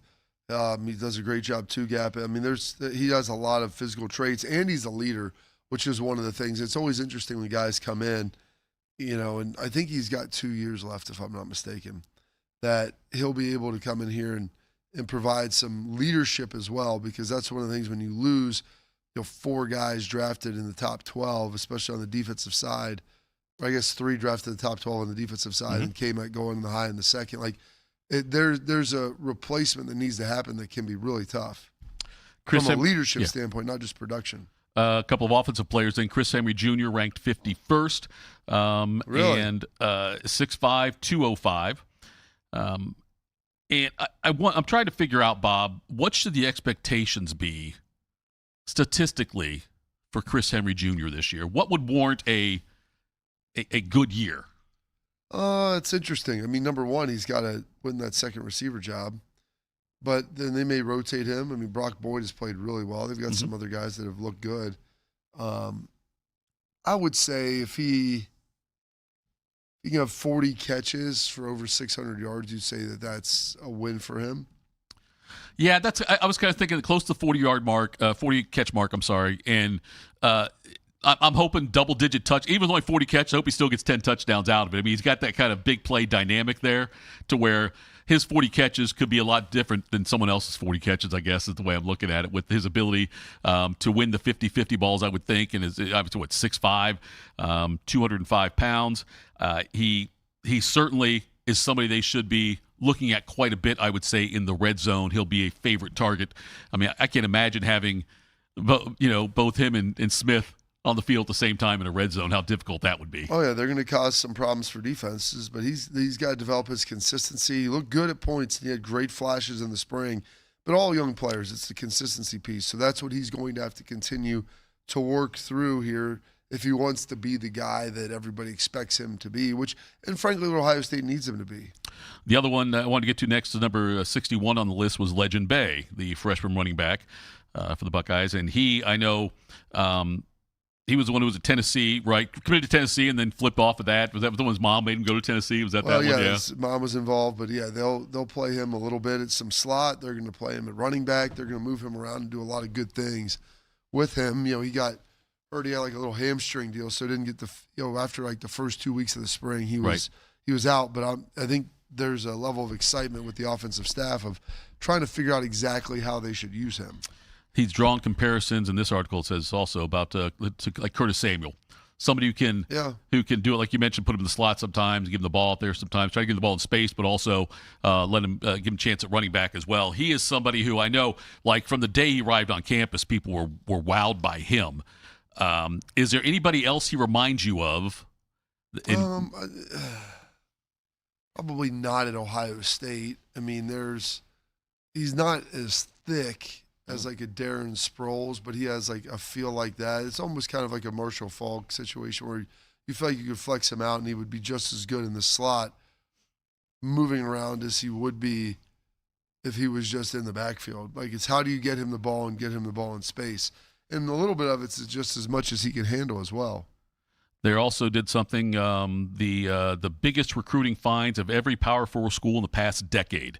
So somebody who they plucked that was not highly regarded or like a 4 or 5 star guy that came in and played well for Ohio State. It's Devon Hamilton, the defensive tackle. 3-star. He was number 993 in the rankings back in 2015. It says a Pictou, Ohio native was committed at different points to Toledo, Pittsburgh, and Kentucky until he received a late offer from the Buckeyes. Third team All Big Ten in 2019, has started 61 NFL games over the last 6 seasons. We hear all the 4 and 5 stars, the studs, the transfers that come in. It's pretty cool when you get especially like a local kid who's a 3-star, kind of lightly regarded, who comes in and puts up numbers like that and goes on to this kind of career. Well, and it's good when he's a legacy. His brother played, here, Pickerington guy. And so that's all part of it. And sometimes they're not the first guys you recruit, but when you start looking around, and now it's an era of like, what are guys going to cost? How bad do they want to be here? And you've got to figure out those answers. And sometimes those answers lead you to go back to get a local guy who maybe takes a little bit longer to develop, but once they develop, they're really stinking good. What would your NI deal have been? What would you have won? NIL deal. I'm sorry. What would you demand? I don't know what that means, demanded. Like, you ask for, I don't know if you demand anything. Okay. I don't know, coming out. Like, what do you think I would have made over the course of my career? Yeah. Someone asked me that yesterday when I was playing golf Monday. I would have said probably between $1 million and $2 million, like at today's prices of what's going on, just based on like production junior, senior year and what that all looked like. Are you glad that was not something going on when you were at that age? It's a double-edged sword with that. Like, you didn't have the opportunity to get them to profit like that, but I don't know that I would have wanted to be able to have that. It seems like that's just a level. Granted, look, getting compensated, getting paid is great and all that stuff, but it's also a level of headache, I would think. More money, more problems. I believe that's what Biggie once said. But just And I would think that it could provide or might produce contentious relationships. I don't think that's the case. You don't think so at all? You don't think that's... I look at those guys in the locker room now. They don't seem to have contentious relationships. But if a player goes to the position coach, for instance, and says, "Look, I'm not coming back here unless I'm getting this money or whatever, or I'm not going to come back." If you have a good enough relationship with them, you understand that, like where they're at already. Right. But if guys, it's mostly driven by the agents. But I mean, there are times where guys do whatever, and like as a position coach, here you direct them. This is I'm not paying you. Right. I can give recommendations, and this is what I would recommend. You have to be very open and honest and very transparent about it. But if you are, it's not that big of a deal. And if you can go get more money somewhere else, and you're like, hey, we can't even get close to that. Yeah. Which there are a lot of guys who have stayed here for significantly less, which I was discussing with someone else yesterday, which was wild that I don't know if I could have given them that recommendation based upon what they were offered elsewhere. But put your hand out and you say, congratulations, go enjoy it. Right. So there's no hard feelings, no animosity. That's how it is in the NFL.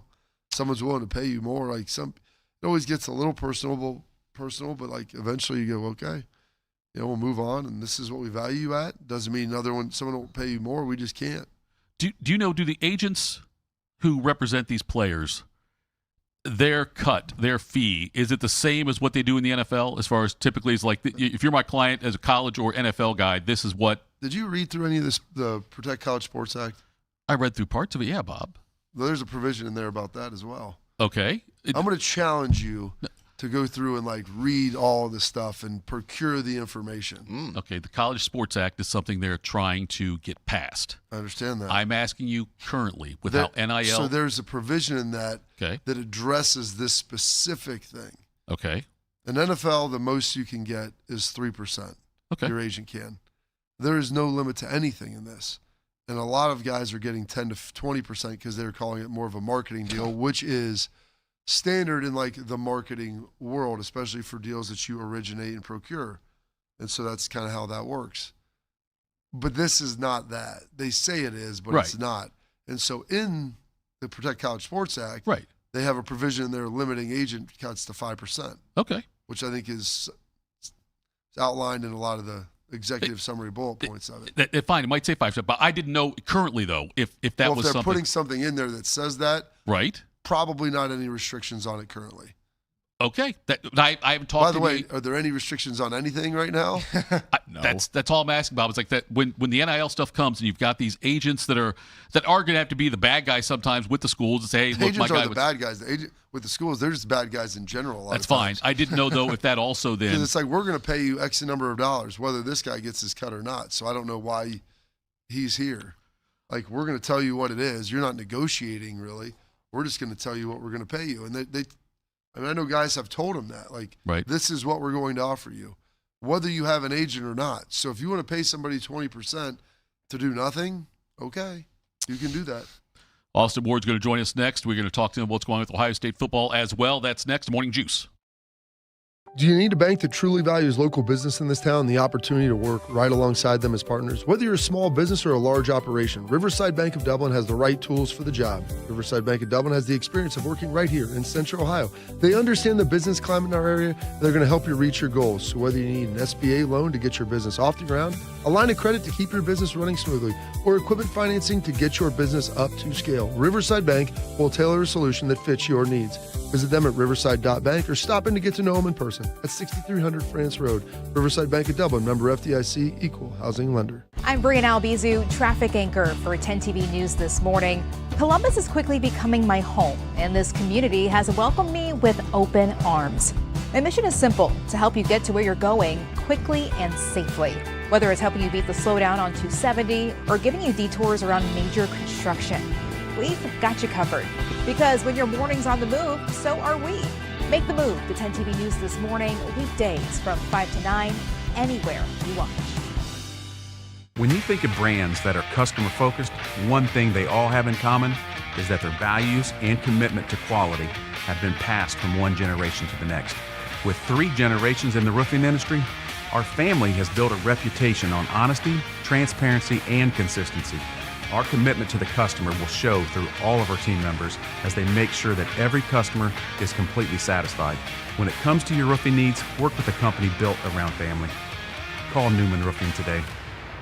Since 1969, Germain Toyota of Columbus has been delivering an exceptional experience to Central Ohio drivers. Whether it's versatile SUVs, stylish trucks, or efficient hybrids, Germain Toyota has a great selection of new and pre-owned vehicles at customer-friendly rates, backed by 2 years of maintenance with Toyota Care and same-day service from our trusted team of technicians. Experience the difference with every drive at Germain Toyota of Columbus.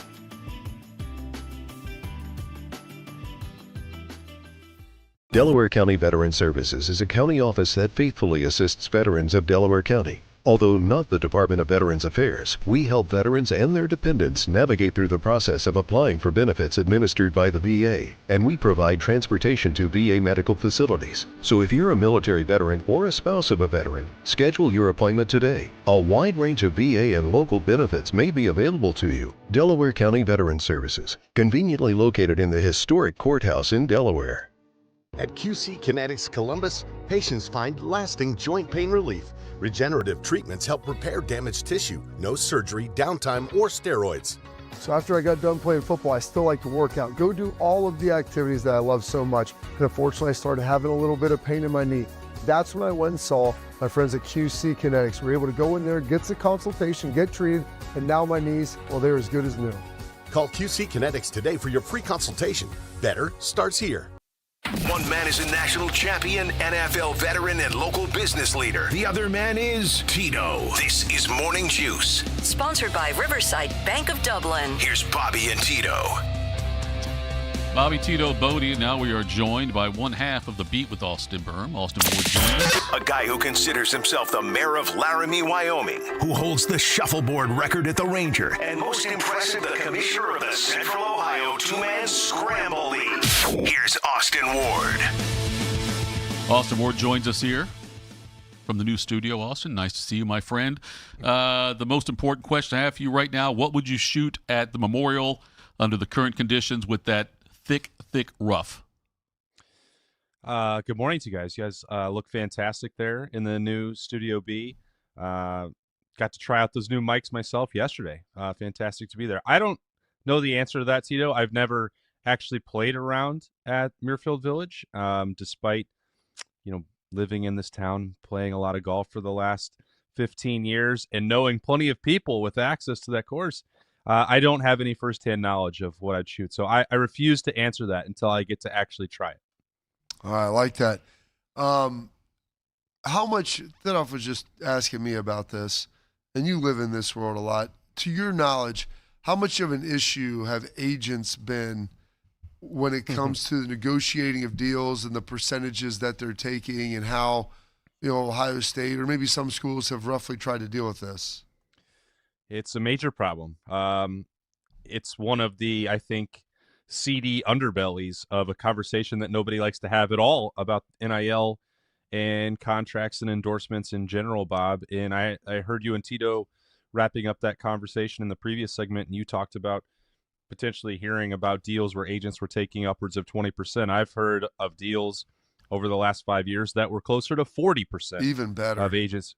I mean, especially at the early days, some of the people that were involved in there's so many factors that make this complicated, including, Bob, when you were represented at the NFL level, your agent had a license, right? That was not always, and still is not, the case for everyone who's being involved in these conversations, whether that's at Ohio State with Mark Pantoni or Logan Hiddle or any other school across the country. You could be represented by anyone. Agent, a third uncle? Agent, third uncle, brother, people with no training whatsoever who just think that that's what they should be, seeking out and looking for the best possible deal.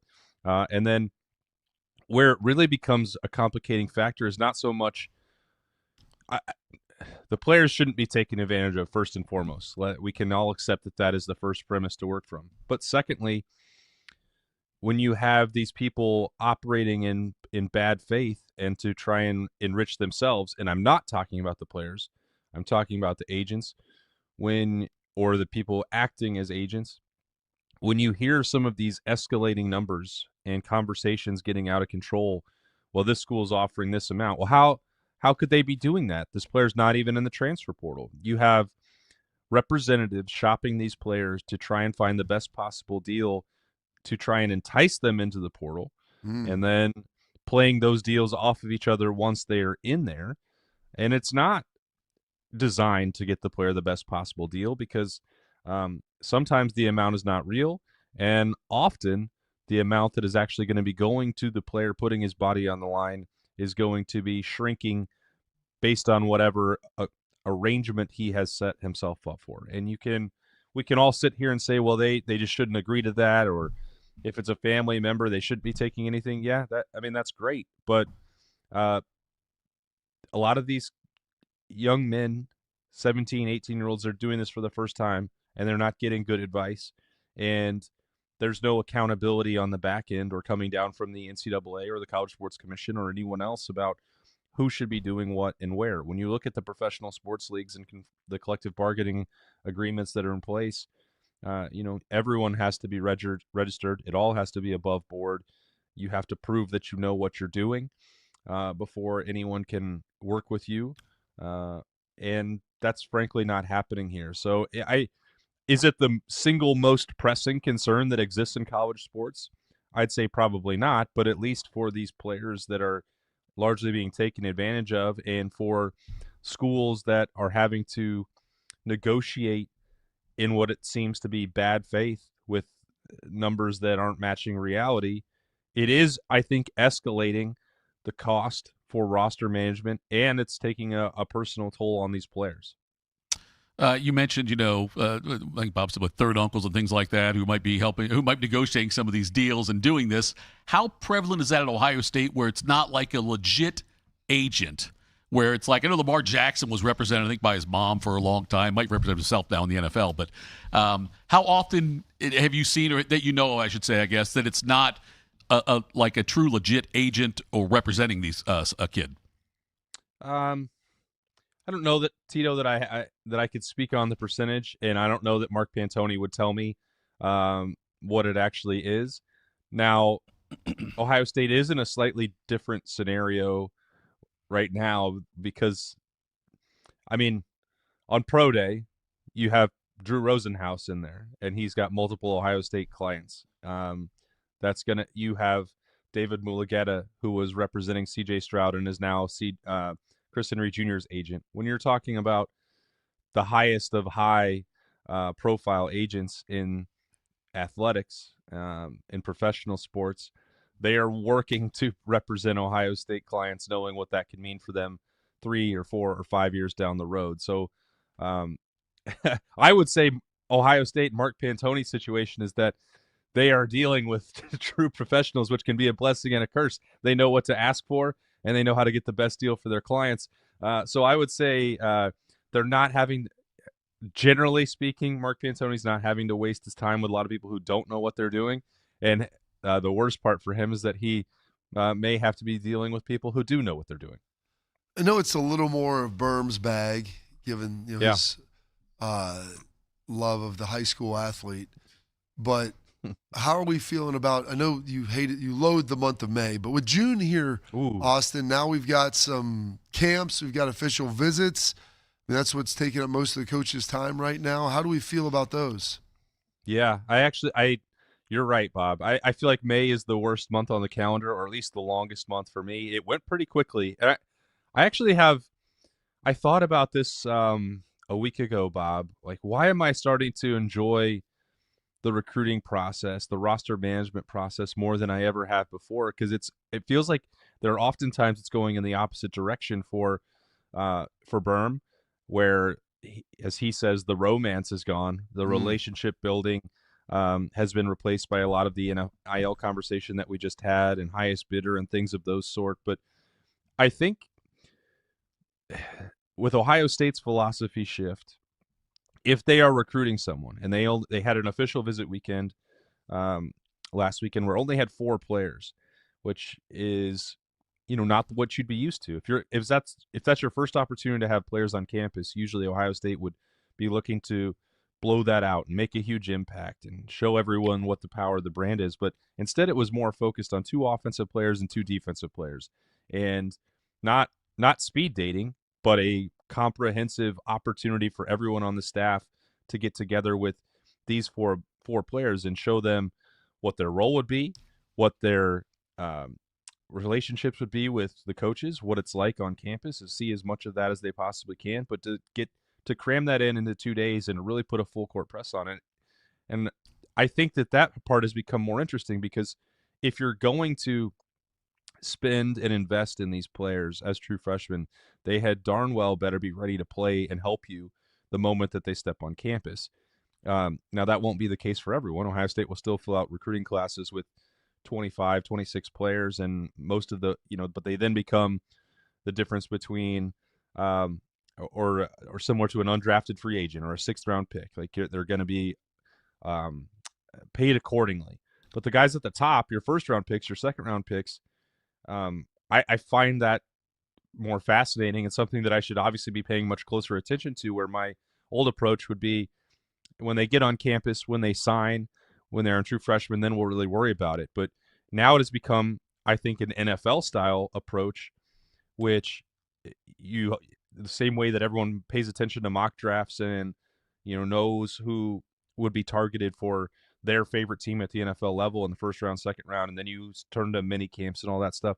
I think that's come to Ohio State in a way that interests me a lot more, because if you're only going to take 10 players and pay them X amount of dollars at the top because you think they can play right away, the courting of someone like David Gabriel George or Prince Goldsby last week for James Laurinaitis and Matt Patricia at linebacker, that becomes a lot more pressing and a lot more urgent, because you can sign a lot of their NIL and scholarship arrangements almost at any time. It doesn't have to mean the same thing as the letter of intent did in the past. So I think that it becomes a lot more interesting to follow along with in the offseason, these recruitments, because they can wrap up much quicker than they used to in the past, and then they'll have an impact on your roster much earlier than they ever have. So I think June is going to be a very exciting month in that regard. You do have the camps wrapping up. The youth camps already started. The actual, quote unquote recruiting camps will begin next week. You have 7-on-7s throughout this month. You have official visit weekends lined up for the next several, heading into June, before the coaches get a break and to take their vacation. But something like a David Gabriel George recruitment and looking at what the running back depth chart could be in 2027 has become a more realistic thing to consider than in my opinion, it has ever been in the past. Good shout on this one, Austin. ESPN did their list of top newcomers in college football and ranked them as far as people going to or arriving at as freshmen or going to a new school via transfer. What player from Ohio State are you most looking forward to checking out in live game action against Ball State? That would be Earl Little at safety. I think he has a chance to be it's a competitive list to be the most impactful newcomer at Ohio State, to be sure. And I think that we could sit here and make a case for 12 different Buckeyes because of the way they're so intentional about who they bring in. I've just outlined that in terms of the recruiting process, but obviously that has been the case for a while in the transfer portal. They don't just haphazardly, spin the wheel in the portal. They knew that if Earl Little went into the transfer portal, that they would target him and that he could be a key starting safety for the Buckeyes. The same is true for Terry Moore. And you could maybe flip a coin between those two, but the way that Earl Little was talked about in the locker room, in the weight room, and then in spring practice before he had to, shut it down in that last week for a minor medical procedure, very much reminded me of the conversation that existed around Caleb Downs. And I want to be careful to say I don't think he's going to be a Caleb Downs generational safety, a top 11, top 12 NFL draft pick. Should have been higher, but he's going to potentially have that same sort of importance to Ohio State, along with Jalen McClain at safety, along with Terry Moore, potentially Leroy Roker, as they play 4 of those guys there. But Earl Little, I had thought was targeted to be a nickel and a maybe enhancement replacement for Lorenzo Styles Jr. with his cover skills, with his physicality, with his experience at both Alabama and Florida State. But I think I could have undershot the mark on that a little bit. I think he's going to move around all those positions at safety.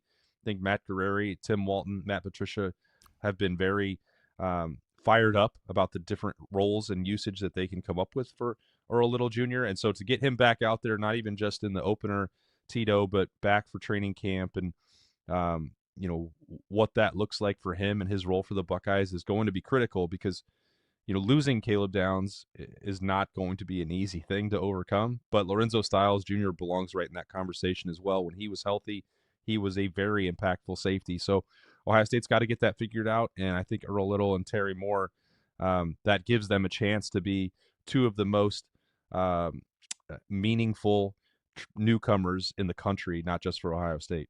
Appreciate the time as always, Austin. We'll talk again next week. All right, see you guys. That was Austin Ward there joining us, one half of The Beat with Austin Berm. Catch it on 10 TV Plus, a wildly popular podcast.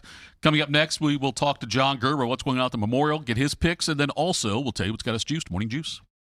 At QC Kinetics Columbus, patients find lasting joint pain relief. Regenerative treatments help repair damaged tissue. No surgery, downtime, or steroids. Knee pain's something I lived with since the big game, and I'm all over surgeries. That's how I found QC Kinetics.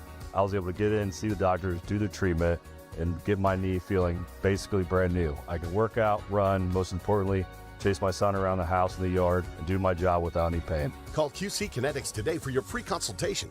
Better starts here. I'm Tracy Townsend, anchor at 10 TV News This Morning. This community is my home, and it means everything to me. I care deeply about the stories we bring you each day, especially the ones that truly impact your life, from women's health and advocacy to the decisions happening at the State House. My goal is simple: help you feel informed and connected, because when news moves fast, you need a team that moves with you. Make the move to 10 TV News This Morning, weekdays from 5 to 9, anywhere you watch. Delaware County Veterans Services is ready to help you access VA benefits, emergency financial assistance, dental and medical grants, transportation, and more. Give Delaware County Veterans Services a call, 740-833-2010 to schedule an appointment. Since 1969, Germain Toyota of Columbus has been delivering an exceptional experience to Central Ohio drivers.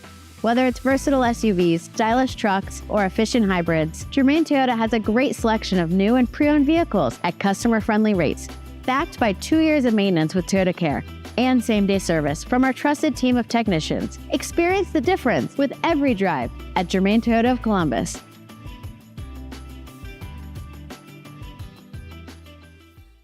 What's the best way to make sure you don't miss any of your favorite fan shows? I don't know. Download the Fan app, silly. Ah, damn it, I knew that. App Store, Google Play, or just scream right at your phone. Psst, you can also listen to Buckeye games. Do it now. Do you need a bank that truly values local business in this town and the opportunity to work right alongside them as partners? Whether you're a small business or a large operation, Riverside Bank of Dublin has the right tools for the job. Riverside Bank of Dublin has the experience of working right here in Central Ohio. They understand the business climate in our area, and they're going to help you reach your goals. So whether you need an SBA loan to get your business off the ground, a line of credit to keep your business running smoothly, or equipment financing to get your business up to scale, Riverside Bank will tailor a solution that fits your needs. Visit them at riverside.bank or stop in to get to know them in person at 6300 France Road. Riverside Bank of Dublin, member FDIC, equal housing lender. We have a desire and passion for great customer service. Every detail is important to us. From your first phone call to the end of the project, Newman is here to help you every step of the way. We're here to educate you so you understand what's happening with your roof. We're in your corner to help you be confident in your decision. After all, when your name is on it, it just means more. We are Newman.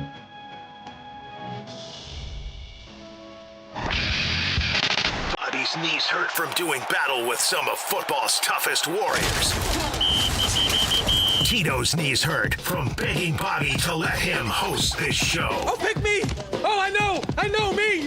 This is Morning Juice.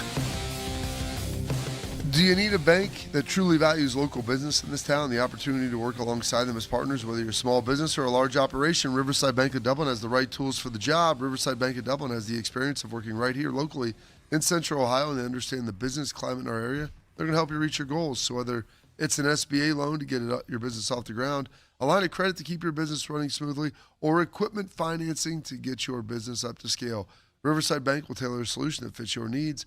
Visit them at riverside.bank or stop in to get to know them at 6300 France Road. Riverside Bank, a Dublin member, FDIC, equal housing lender.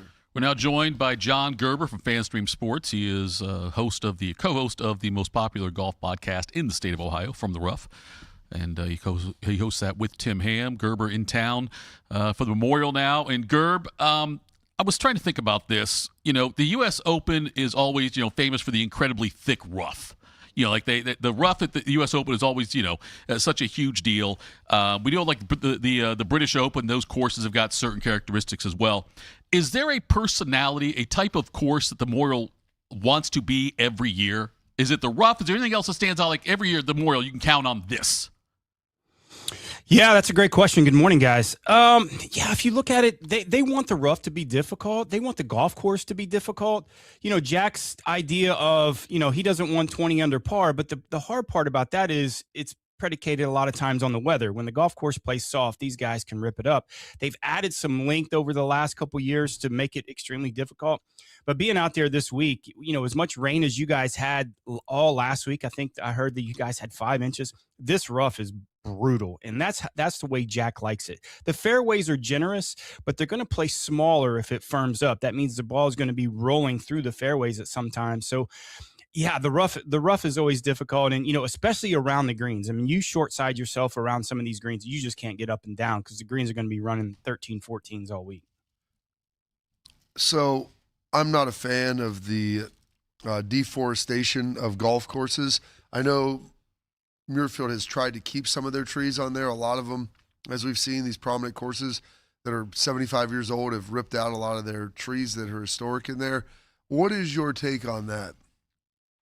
Yeah, Bob, I'm like you. I like those old 100-year-old golf courses that the hole was kind of defined by the tree lines. I mean, where you're at Scioto that you play, that you remember that's a perfect example. When they took down some of the trees, from my opinion, they took kind of the characteristic off of the golf course and how the hole shapes and some aiming points that you could potentially have. They decided to put bunkers, take out trees. I just think the characteristics and the character of the golf course sometimes can be defined by the trees. Especially those 100-year-old golf courses. I'm with you. I like those trees that kind of define the hole. He is our golf betting expert at Jay Gerber PGA Pro, where you can find him on Twitter at Jay Gerber PGA Pro. Puts all his picks out there and tells you how he does each week and for the year.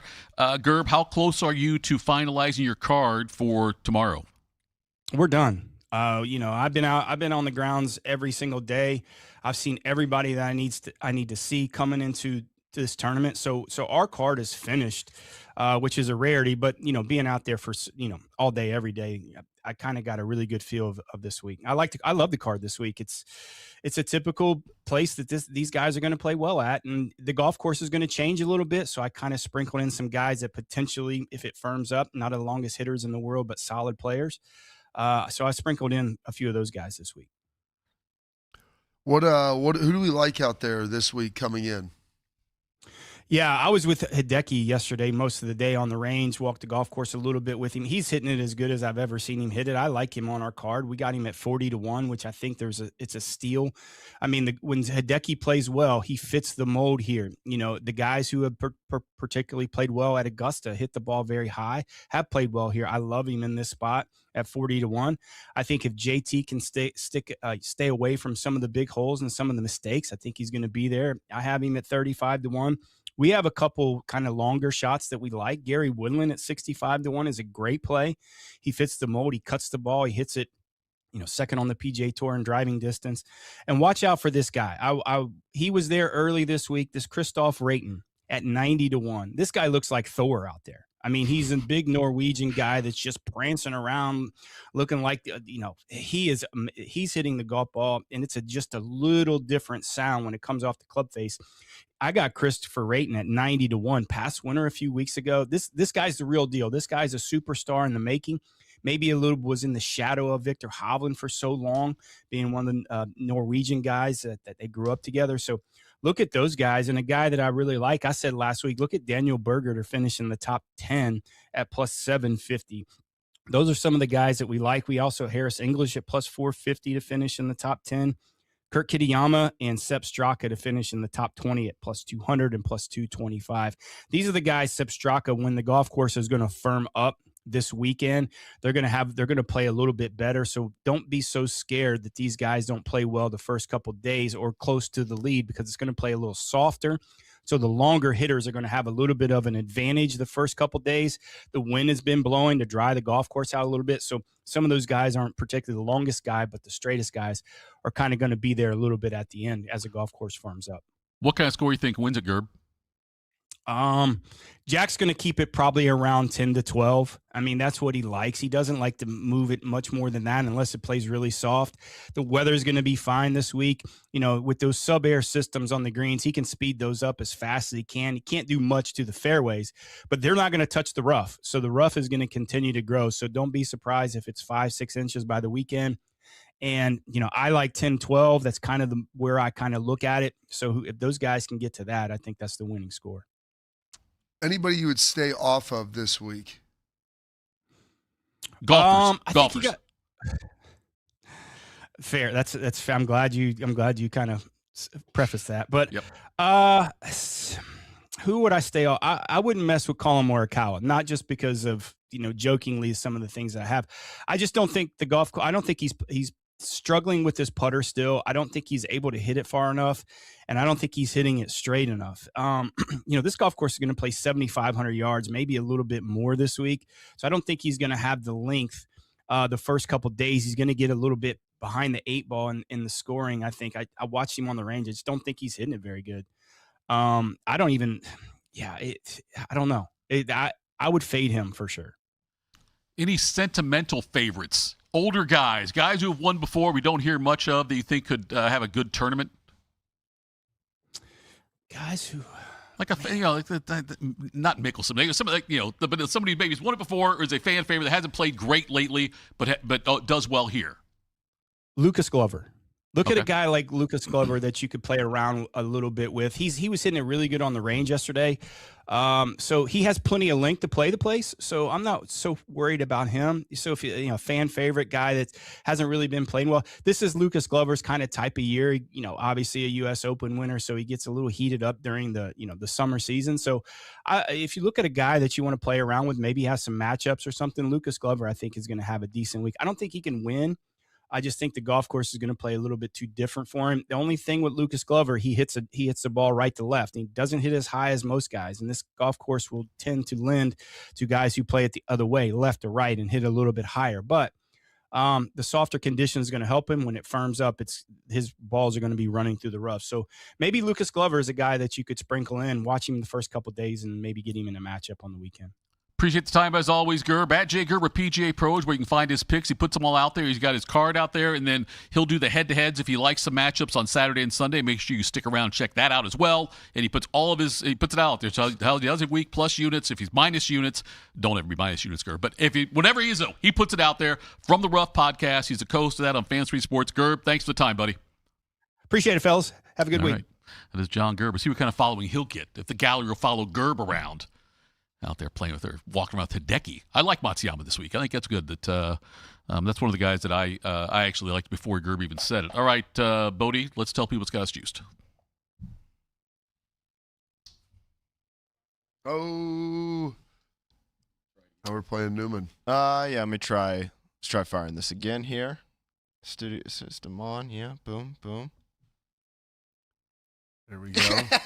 Went even worse. On my little thing here, it says it's good. What's got you juiced? Sponsored by Newman Roofing. For all your roofing, gutter, or siding needs, call Newman Roofing today at 614-NEW-ROOF or visit online at newmanroofing.com. All right, it's a Wednesday, Bob. What's got you juiced? Oh, goodness. Headed down to Cincinnati. Went to Mason High School last night to watch the Division I, one half of the semifinal.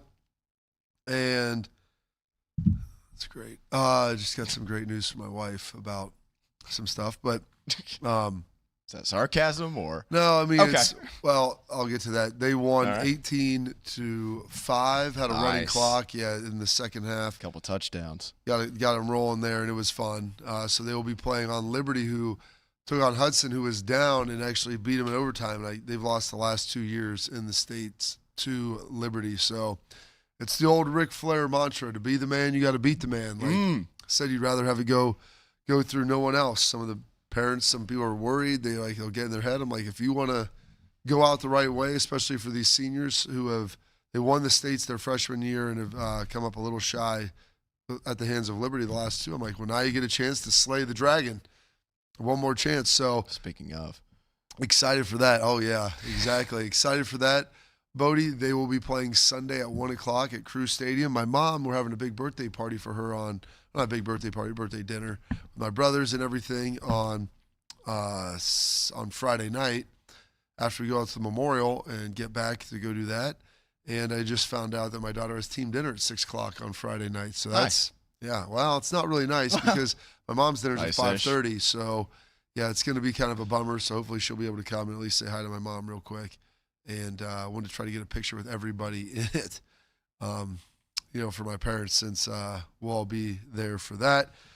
So that's got me juiced. The boys, Upper Arlington boys, play St. X tonight down at Mason again.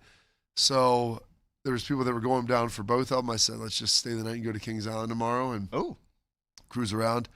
Didn't really have all that planned out. But it would have been fun with all that going on. So good luck to them this evening. We'll have an update. And then, yeah, excited. The Memorial is going off. Practice round tonight, today, Pro-Am and everything. And then tomorrow I'll be out there in the afternoon with Rothman and Ice. We're filling in for Maddie. And Friday, just be out there hanging out, enjoying life. So that should be a good time.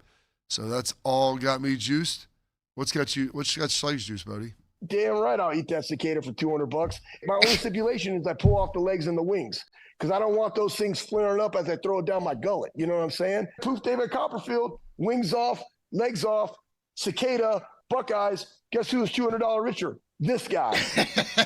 So he ate. That's a very timely and appropriate. Kidding. Yeah, we just talked about that earlier. The ladybugs getting eaten and him eating a cicada. That was actually at Muirfield during the memorial, circa maybe 2005. And I watched Schlegs rip the wings off that. One of the legs was like hanging out of his mouth. He had to bite it. He had to bite it off as it was like pinching his lip. Oh yeah, that's great. But Will Smith, the late great Will Smith, someone caught a cicada and they're like, somebody like Schleg will eat it. And we're on the other side and at one of the house parties getting a little wild. And I think Will Smith let it off and threw down like a hundo. He's like, go for it, Schlegs. And everybody else was like throwing cash on top of it. And of course, rising to the occasion. Done a lot more for a lot less. Exactly.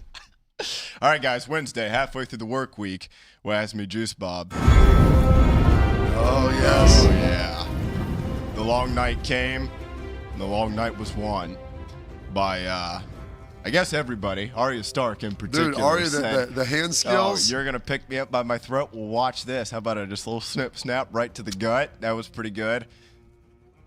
God rest his soul to Theon Greyjoy. Comeback player of the year. He really was, man. Just multiple times, like snip, snap, snip, snap. But he said, you know what? I'm gonna go out dying for the group, for the family, for the family, for the Stark family. As many bad things and everything. I've been through a lot, Bran. Rothman always tells you he was comeback player of the year. The last season and a half really shows a lot of great redeeming qualities. He really has. So I'm glad. R.I.P. to the Dothrakis, too. Yes. Those flames went into the night. Listen, because I, as we've talked about, the final season is a bit controversial. Some people love it, some people hate it. And so after I've watched each episode, I've tried to avoid spoilers as much as I can for an 8-year show at this point. But I will go online and see, what do people think about this episode? Not happy about that. Not like. That one was more hit than miss, but there was some miss in there. I did see people complaining about the just the battle strategy overall, which is fair. Not sure that you did, but to be fair though, the scene of the Dothraki going out there and then just the flames slowly, did it make sense? Maybe not, but did the scene look good? Yes, it did. I saw people complaining about how dark it was. Also fair, but I felt like it set the scene, you know? Like, we can't, it was like being in the boat with Tom Hanks as we hit Normandy. Like, it just, you gotta really get in there, man. So, I enjoyed it. I thought it was awesome. It wasn't perfect. There were some misses here and there, but overwhelmingly, I still enjoyed it. Rest in peace, Jorah. He was one of my favorites. Oh, yeah. He's another comeback. Semi-comeback play of the year. Who else? There was one more that we were, I was just gonna mention there with comeback play of the year. But I'm drawing a blank on who it was. I guess the Hound maybe, but he's still with us, fortunately. Rest in peace to little Mormont, you know. Oh, yeah. House Mormont remembers. The North remembers. Well, she unfortunately got basically crushed, but she took one with her. She did. So that was great. So she's Sir Jorah's niece. Niece or cousin or one whatever. of the two. Yeah, I but knew he was that. like he's the one that got boosted out, which is why she took over. Yeah. Bo's contention with that, he goes, we've drugged the Dothraki around for the last 8 seasons, and you're telling me that's all they get? just charging into the darkness and the flames go out? Oh, flames. That's who it was. The Red Woman. Another great. Yeah, she just shows up right before the battle. She's like, I got this. Lights the trench on fire when it seemed like she was really running out of magic there. So that was fantastic. So yeah, that was a fun watch. Hour 22 episode. That was mini movie, if you will, but I enjoyed it. I thought it was fantastic. So, Tito, that's all I got for you, man. That's all I got for you. I just talked for like 3 minutes in a row, but that has me juiced. What has you juiced, sir? Gerb just texted me, said Colin Morikawa withdrew. I didn't know if it happened recently or just happened, but he just said Morikawa was one of Gerb's least favorites a couple years ago. Nailed it. He was out there. And going to the final day, I think he was on Gerb's card for the top 10 or top 20. And he was in contention, all that stuff, and then withdrew the 4th round. And so Gerb has forever since then not been a fan of. Listen, He's I can respect that. As a matter of fact, I think he may have grudge. called him more coward instead of more Morikawa. But anyway, he did withdraw, I guess, but he's not going to be there, right? So anyway, but Gerb listening and also firing that back. If Tiger Woods can go out there on a Sunday and play by himself after shooting an 81, like an 84, I know. the year that Rothman beat him. Rothman beat him? Rothman shot like an 84 in the media scramble, and I think Tiger shot an 85 one day. Did he? So I was like, Rothman, you beat Tiger Woods in tournament conditions. That's like one of those Lee Corso Indiana moments. You got to take a picture of it, a picture of your scorecard, and show Tigers up there also if you can find a copy of that. So, but yeah, I'm going to head out there today for a little bit and check things out. May check a little bit of the program there and see who all's going to be there. I believe Steph Curry's going to be there again this year, I think, with his Chinese shoe deal now in tow, and Peyton will be there, obviously. I don't know who all. Have you seen the list, Bob? Who else is going to be out there? No. So I'll go out there and check that out. Anyway, thank you to all the juicers for tuning in today. We appreciate that. Thank you to Austin Ward. Thank you to John Gerber. Tomorrow will be a great day. It'll be the best hour we have all week, and that 7 o'clock hour tomorrow when we have Albert Breer on, and also Your Highness. We will get him in here to the on the VMix here, and you'll see him as well. Can't wait to hear what he has to say, folks. Thanks so much again for being here today, and we're back again tomorrow. Morning Juice.